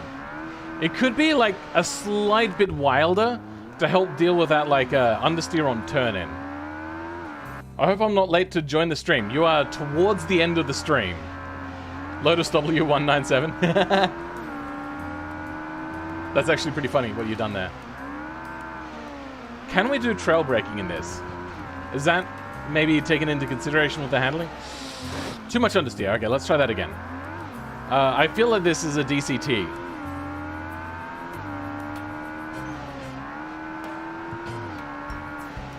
I'm trying to get this thing to do trail braking, but it brakes too well.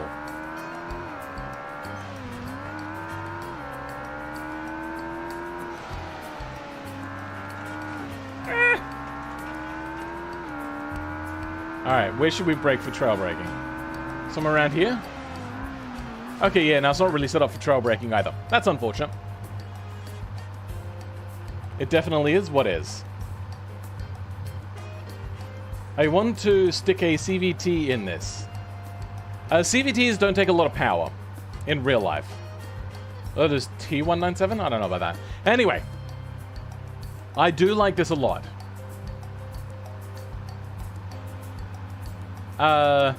Feel it's a bit numb though, but I do really like it. It's 0 to 100 is what, 3.5 seconds? I can't clutch dump because it's automatically controlled. Yeah, 2.2 seconds. That's pretty decent. That's top-notch sort of stuff there. Do we have steering wheel that moves? Yes. We do have first person with working gauges. Wait, is its RPM idle 3,000 RPM?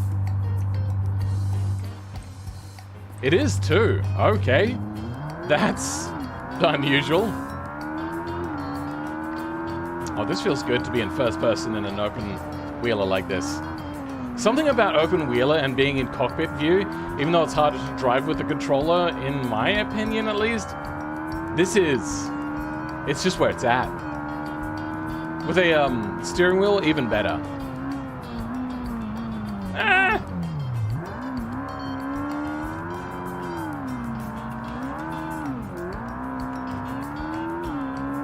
Okay, so there is a bit of an understeer problem. I get the feeling if you just take a slower in and you do the corner right, you can be quite fast. It just doesn't feel fast to the uninitiated like myself.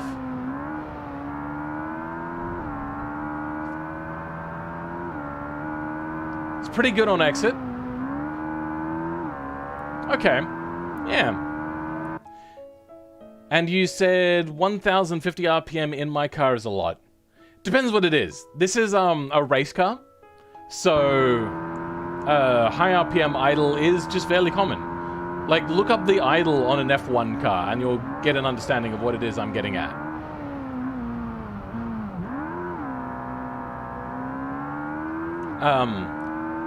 If you have a smaller engine trying to get more power out of it, you're going to need to have like a brutal cam, which means that your RPM for idle is going to need to be quite high. Yeah, I like this a lot. 8 out of 10. No, I'm joking.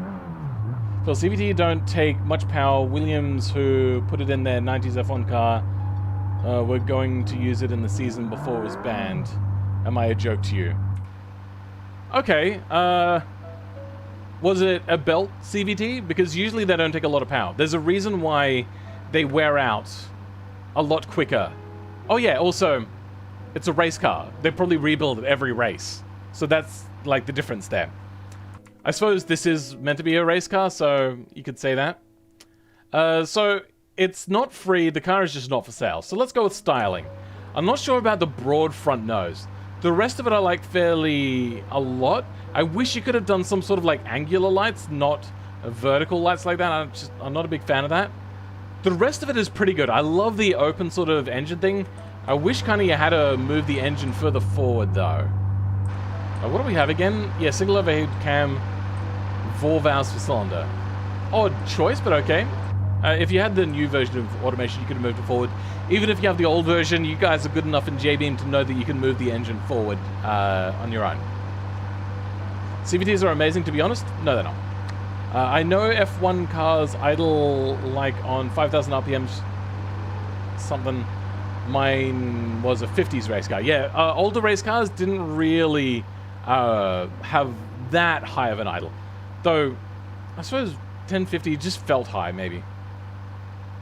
You hate CVTs with a passion. I don't hate them. I just don't think they're particularly great. For what I want them for. I think for economy, they're fine. Anyway, let's go ahead. So, unfortunately, this big nose area is the big focal point of the car. And I'm not a fan. And I am the one that's scoring it. I know why they've chosen it. It's because it's just like a very simple fixture, 3D fixture that they could have used. So, styling, we're going to go with a 5. I'm just not a fan of it. Acceleration, you know what, actually, I'm going to give it more because I do like that open engine cover, even if they didn't move the engine forward. Acceleration, pretty good, but there were faster cars that weren't race cars. So we're going to go with something like an 8? I think there were faster cars. I have driven faster cars. Anyway, handling. I suppose also, acceleration isn't the name of the game for a race car. Getting off the line only happens once.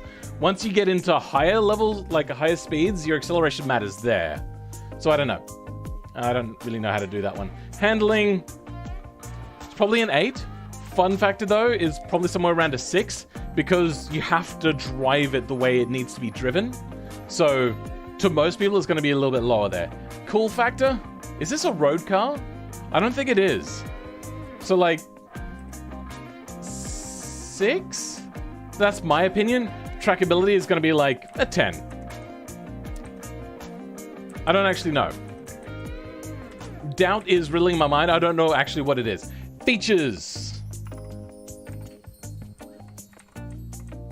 Let's have a look. It has a digital gauge cluster. Probably no AC. So features are like a 0. Comfort is probably going to be quite low. It's going to be a 1. Quality is probably going to be also quite bad on a low production car like this. So it's probably like, I don't know, a 2. Practicality, 0. Sure, sounds about right. Value. I know it's a race car and you can use it to make money, but it is also like going to drop in value immediately if it is meant to be a race car, because like people want the latest and greatest all the time mostly. Ongoing cost is probably really bad, so we're going to go with a 0 on that. But it's daily score on a race car, so anything above 0 is going to be good. J-Beam editing, we're going to put that somewhere around, was it like a 6 or a 7 or something for interior stuff? I can't be bothered. Would I buy it? I'm assuming it's not a car that's really for sale, and if it would be exorbitantly expensive, so no. Je ne sais quoi, we're actually going to give it some je ne sais quoi. It's going to be about a 6, and realism is going to be...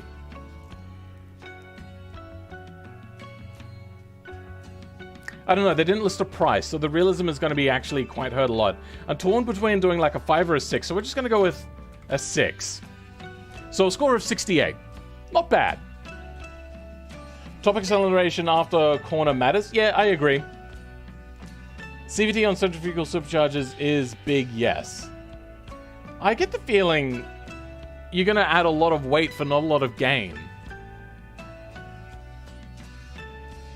And you'd probably actually want to go inverted so you create more power at low, or more pressure at low. Kid, forearm, why do you just keep saying 80s and that's it? I don't get it. But yes, CVT is best for lightweight engines with low torque. Needs 1 more point, I know. But they've failed in getting that 1 more point, apparently. Welcome, SBR SXD. You have made it just in time for me to now review the final car.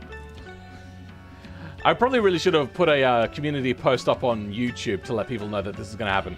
The Zetland 9X. Where does the Zetland 9X land? So this is by Sigshell. This is in 1970. I believe Sigshell is in the chat earlier today. $12,500. So fairly cheap, but not a very cheap car.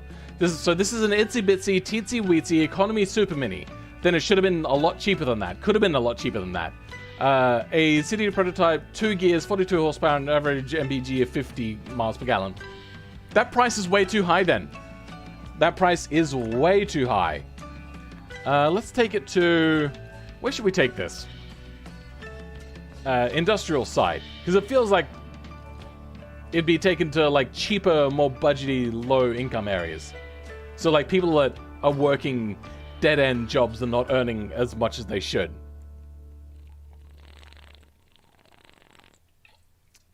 I am doing quite well there, SBR.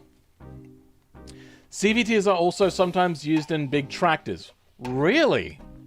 I didn't know that. I just know that, the Volvo 340 CVT. The Volvo 340 had an open air CVT like this. Now this is a video. If anybody doesn't know how a CVT looks, this is what a CVT looks like. We're gonna mute it so we don't get copyright strike. I just want to get the idea to you guys, and I'll put a link in the chat in a second. So there you go. This is what happens. The gears change ratios like that. That's what it's doing. So it's changing the pulley ratio. Anyway, I'm gonna stop that right there. This is a fun video to watch. Go ahead, give that a watch in your own time. I really do like this a lot. But yeah, let's just go have a look. This is the 340, by the way. It's a very cheap little 3-door hatchback. I have the 4-door 360 version of this.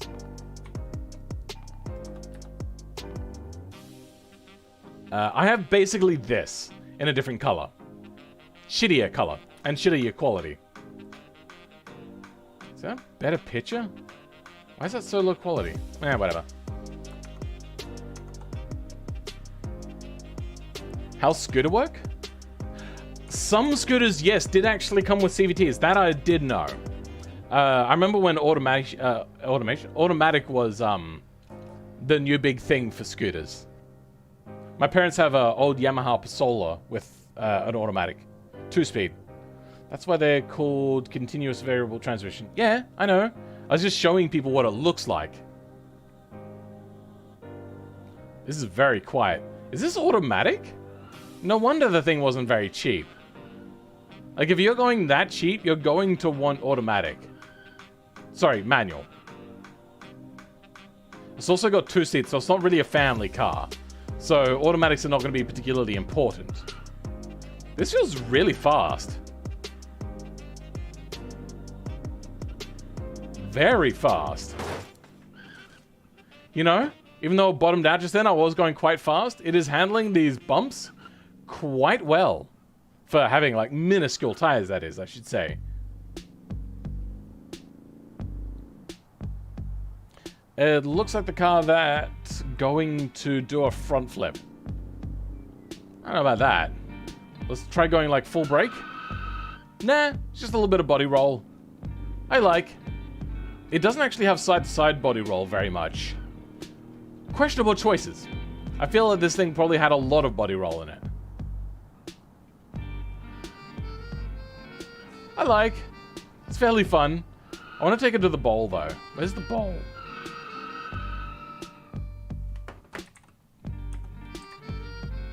I was going the wrong way. There's the bowl. I do not know my way around this re-edited version of this map. I used to know my way around it so well. Okay. So what can we do around here? It's also got a def lock. I'm assuming that's because this is meant to be a utility vehicle. This thing is a pocket rocket? A little bit, though a pocket rocket is actually a motorbike. 100 kilometers an hour in the bowl. Not bad. Struggles to go over that, but it also has like a really low RPM, so at least it's idling speed. Oh, not idling speed, but like not high speed, high RPM.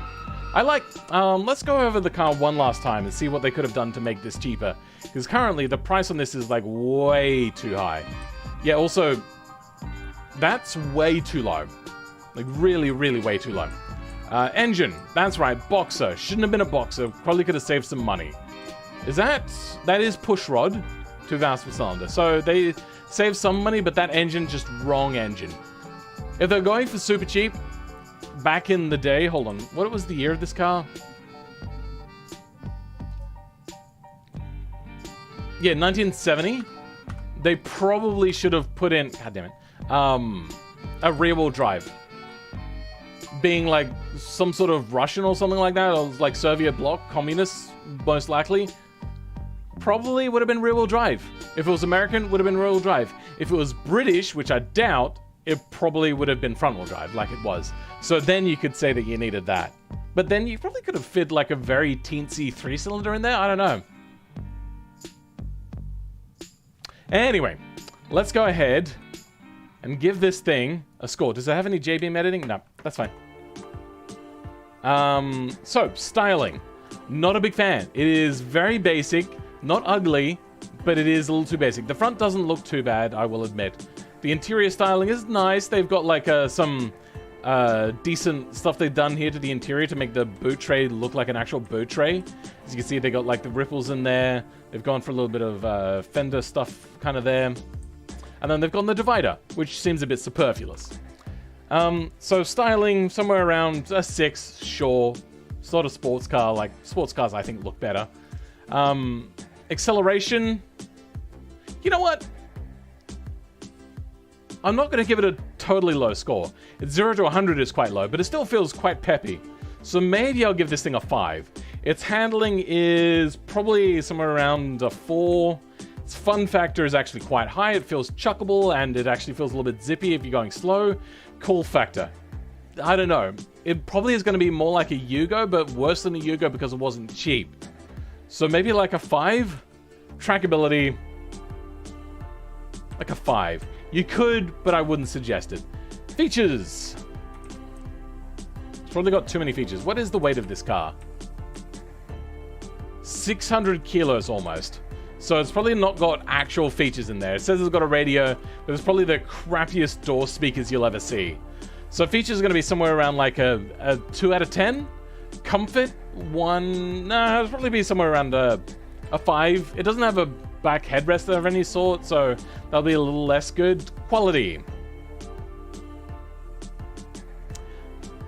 A flat 4 is probably going to be less reliable, but at least it'll be probably made out of cheap stuff. Practicality, like a 6. Doesn't have rear seats. It's a van. This is more of a daily thing. Value. Probably actually... No, actually, the price was way too much for what you're getting. Like, for something that's probably a death trap, no good. Ongoing costs. It's probably decent. 6. Not great, but not bad. No J-beam. Would I buy it? I don't know. 50-50. Depends on the price. The je ne sais quoi. You know, that's going to say about a 5. It's realism. It's going to be a 3. I feel like that price is way too high for what it is. But a score of 73, that's still actually quite high. I think the Subaru Brat is a good comparison. Sure, okay. With this kind of counting system, I can see the future that how bad will my... Yeah, that's fine. If you're going for scores, that's up to you. If you just want to create a car that I like, then that's also good. If you just want to create a fun car, that's also good. It really depends what you're trying to go for. People that care about score, this is to help that. It's going to be a little bit willy-nilly still, with the J-beam editing score being a little bit willy-nilly because, I don't know, it's going to be hard to remember what I give every single car and which ones do well together, all that sort of stuff. It's going to be like it's J-beam editing and its effectiveness, I suppose. It's a Bluetooth speaker wired straight into the battery. Oh dear. Anyway, that is the last car, and we're not going to do a special ending because I get the feeling, I'm not entirely sure, I don't know, but it is possible that chat revenue gets claimed under demonetization if I do my special ending. So until I get around to doing a special ending, which will probably not be for a couple of weeks still because I've actually got a very busy week this week, next week's stream may be delayed a day, I don't know, but it'll probably be back on regular times. Once again, I don't know.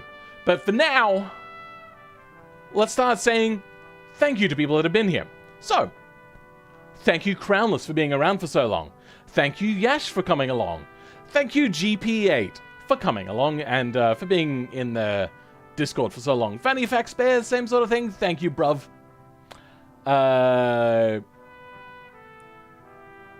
Then we've got Philman86 in the chat. Oh, wait, hold on. That's me. Space Warrior, thank you. Chromatic Schnitzel, thank you. SBR, thank you, bro. I think I have a good idea for those people. Yeah, it wasn't just them, it was other people as well. Who else we got here? Ekaimin, thank you for coming around. Kid Forearm 80s. Weird, but thank you for coming around. Then a lot of people talking the same. Groundhog, thank you for coming around, bro. And then just a lot of the same people. Let's scroll up to the top. Do we... Elijah Speed, thank you. Border 140 Tame, thank you. Sneaky Mr. Wiggles, thank you. I lulls you, thank you. And I think that's enough. That was chat from Older. Yeah. Thank you, everyone. It has been a total blast. And you guys got to see a little bit more than usual. Even if the stream is shorter. But yeah, it's been great. Time for the outro? Nope, sorry, not doing the outro today. I'm concerned that your guys' donations are not going to be going to me, and that would be unfair. So, unfortunately, until I do something about the ending, I just can't do it right now. You're going to school, Space Warrior? Awesome. Starts the Rickroll outro. I don't know, did they get copyright claimed? I'm not sure. I might have to ask. But yeah, I hope you all have enjoyed. But for now, I'll catch everyone next time. Goodbye. Now I have to go over and awkwardly press the stop stream button. Phil is going to get demonetized for a different reason. Oh, that would suck.